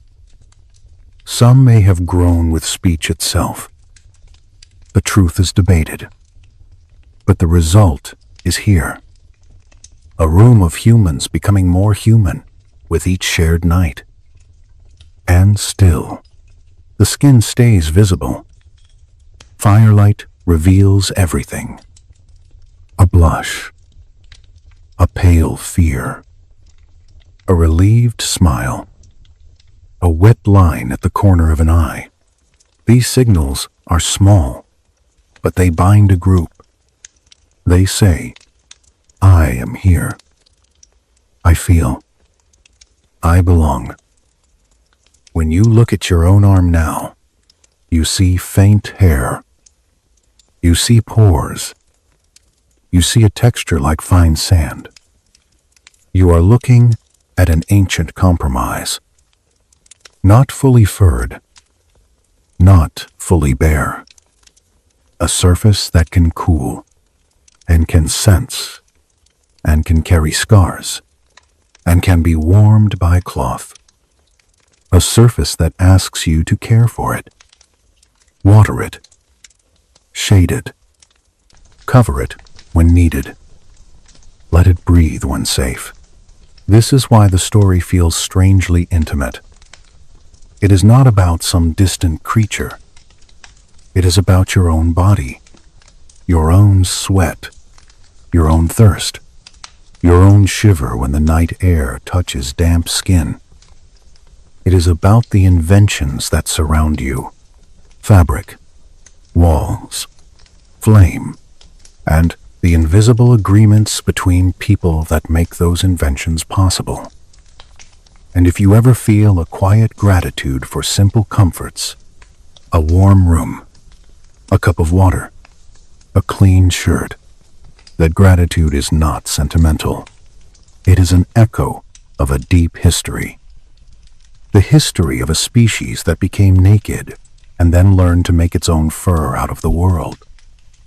The fire beside us keeps a steady breath.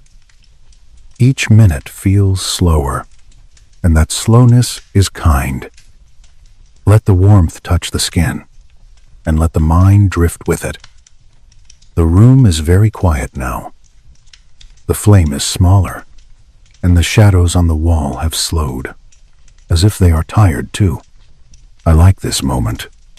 The moment when a story has done its work. When the mind has traveled far and come back softer. When the body feels slightly heavier against the bed or the chair, as if gravity has increased by a gentle degree. We began with a simple image, an arm, a little hair, and the strange thought that once, long ago, the arm would have been wrapped in thick fur. That image seems almost impossible at first, because the present feels permanent. But the present is only a thin slice. Under it there is deep time, and deep time has its own patience. In that patience, your ancestors changed. Not once, not in a single leap. Again and again, by small steps. A few hairs less, a few glands more. A small shift in skin, a small shift in behavior, a habit of walking farther, a habit of sharing water, a habit of gathering near flame. Over generations, the habit became anatomy, and the anatomy became destiny. It is easy to focus on the theories as if they are competing stories. Savanna heat, water and shoreline life, parasites and the invisible war in fur, mate choice and the quiet preferences that shape bodies. I have always found it strange that people want one clean answer. Nature rarely gives one clean answer. Nature layers pressures. Nature uses whatever works. A body is a patchwork of solutions. So the best way to hold it is like this. Imagine many hands on the same rope, each hand pulling in the same direction. Heat pulls. Parasites pull. Social life pulls. The need to cool the brain pulls. The need to run pulls. The desire to see health and emotion pulls. Over enough time, the rope moves. Fur loosens. Skin opens to air. And when skin opens, the world feels sharper. Wind feels clearer. Water feels colder. Sun feels more intense. Touch feels more detailed. You can imagine the first hairless backs under the midday sky, the skin darkening as melanin is favored, the sweat shining like a thin glass on the shoulders. You can imagine the first nights when cold arrived and fur was no longer there to hold warmth, and the group pressed closer, and the first careful fire was guarded like a living heart. Fire becomes a companion in this story, because fire is not only heat. Fire is time. It is a way to keep time with the body. Feed it, and it lives. Neglect it, and it fades. The same is true of the human body. Feed it water, and it sweats and cools. Neglect it, and it falters. Feed it rest, and it repairs. Neglect it, and it frays. I want you to notice how gentle this is when you think about it at night. The body you have is a survivor, but it is not a soldier. It is a quiet negotiator. It negotiates with heat by sweating.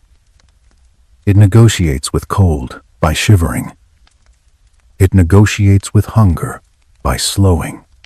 It negotiates with fear by tightening muscles and widening eyes, then loosening when safe. All of this is ancient. Even the small hairs you still carry are ancient. The hair on the head that shades the skull. The brows that steer sweat away from the eyes. The lashes that catch dust.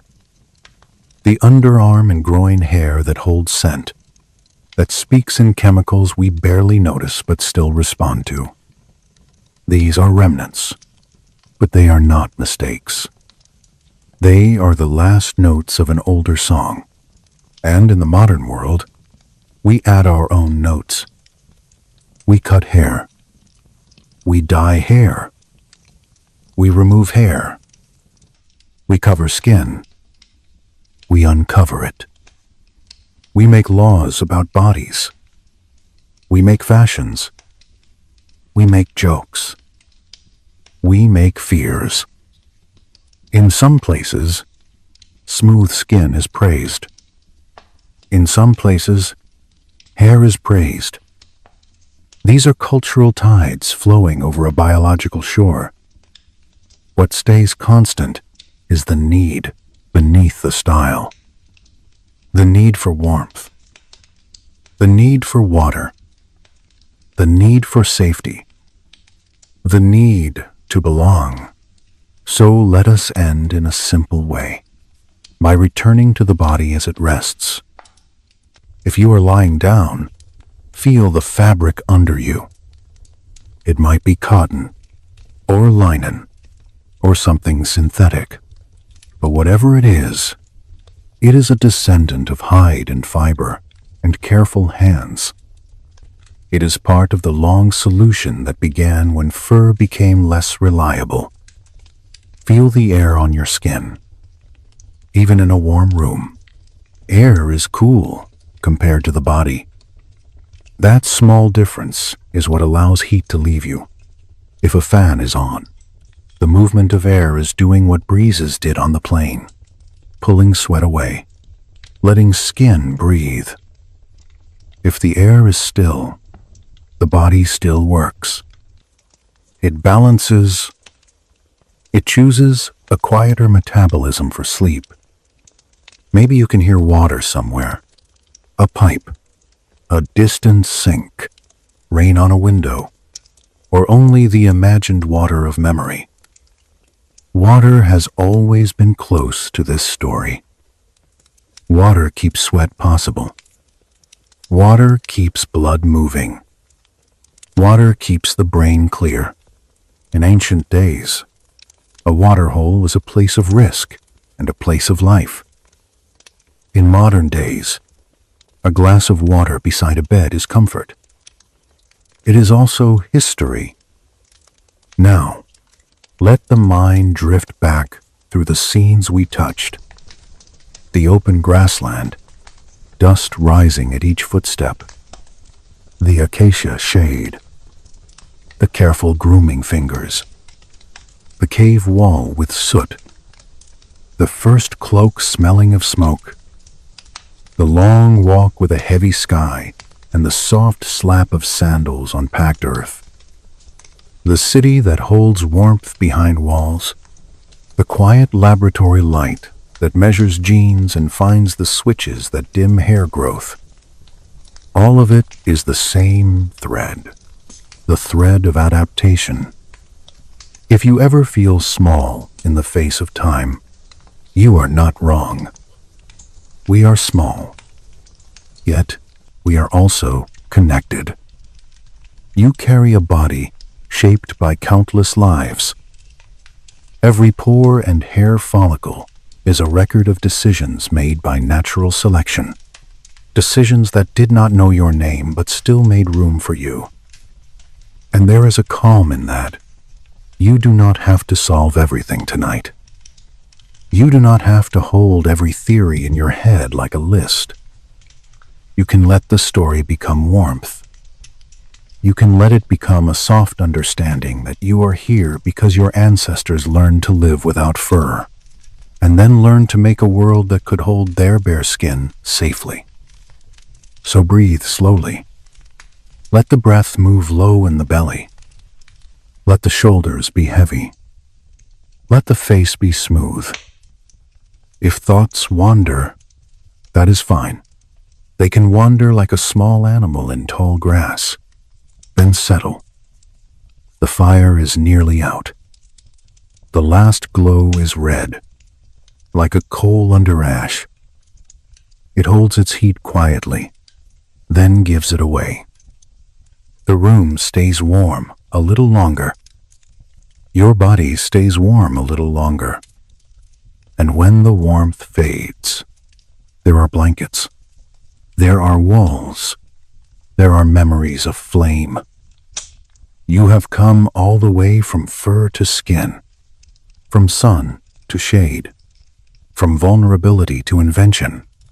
Now you can rest inside the inventions, and inside the soft dark, and inside the slow breathing of the night. If you were standing with me in that old world, in the early hours before dawn, you would feel how fragile a hairless body can be when the air turns cool. The ground would be hard, and the stones would hold cold the way they hold silence. The smell of damp earth would rise as night dew settles. Somewhere far off, an animal would call, not close enough to be immediate danger, but close enough to remind the group to keep the fire alive. A person would wake first, not because a clock said so, but because the body sensed the drop in temperature. The eyes would open into darkness. The face would be able to show fear, but in that moment, it shows focus. A hand would reach for the edge of the hearth, careful, feeling for a coal. Fingers would not grab the coal. They would hover near it, letting heat tell the hand where safety is. A small stick would be moved. A breath would be blown, and the coal would answer with a brighter red. This is a tiny action, but it is the kind of action that built the future. The ability to wake, to notice, to tend a flame rather than simply endure the night. You know that feeling when you do a small task in the dark and it feels larger than it should, because it is quiet and you are half asleep. That feeling is ancient. It is the feeling of a mind that can plan even when tired. The person would add a thin branch. The branch would hiss as moisture burns away. Smoke would rise and find the roof of the cave. The smoke would curl and flatten. The air would taste bitter for a moment. Then the warmth would spread again, slow as a tide. Others would stir. A child would shift closer to the heat. A shoulder would press against another shoulder. A blanket of hide would be adjusted. The hide would scrape softly on stone. The sound would be small, but in the quiet it would be clear. The group would settle. Breath would synchronize. A new kind of safety would return. The safety of a shared fire. Now imagine the same group in the heat of a midday hunt. The sun above is harsh. The ground reflects light. The air is thin with dust. A hoofbeat in the distance sends a ripple through the grass. The hunters move, not sprinting, but steady. The sweat begins early. It beads at the hairline. It runs down the spine. It cools with each breeze. The skin is dark and protected, and still it feels the sun. The eyes narrow. The brows catch sweat before it stings. Hours pass. The prey runs, then stops. Runs again, then stops. The prey pants. The prey trembles. The hunters keep their pace. The hunters are not faster. They're simply able to keep going. This is the strange power of being naked. It is not glamorous. It is not heroic in the loud way. It is quiet. It is endurance. It is the refusal to stop. When the hunt ends, the group returns to water. They drink slowly. They pour water on heads. They wipe faces. They watch one another. They count again. Everyone is accounted for. The skin shows fatigue, but the eyes show relief. Food will come. Children will eat. Elders will eat. The day will turn into night, and the fire will live again. It is dark history, in its own way, because it is full of risk and loss and small failures that can become death. Yet it is softened by the simple truth that these lives were ordinary to the people living them. They were not legends. They were tired. They were thirsty. They were stubborn. They were careful. They were here, as you are here. I think about that when people talk about human evolution as if it is a straight line of triumph. Honestly, it was probably more like a long sequence of nights where someone had to wake and feed a coal, and a long sequence of days where someone had to carry water for a child, and a long sequence of small choices that added up. And now, in the present, the story continues in quiet forms. Someone designs breathable fabric. Someone builds a roof that reflects heat. Someone studies sweat glands and learns how to treat heat stroke. Someone learns that skin needs protection and makes sunscreen. Someone learns that cold kills and makes insulation. The problems are old.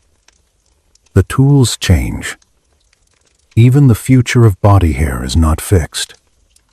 You may hear predictions that humans will lose more hair over time, or that certain patches will remain. It is possible. It is also possible that culture will matter more than selection now, because technology buffers us. A heated room removes pressure. A cooled room removes pressure.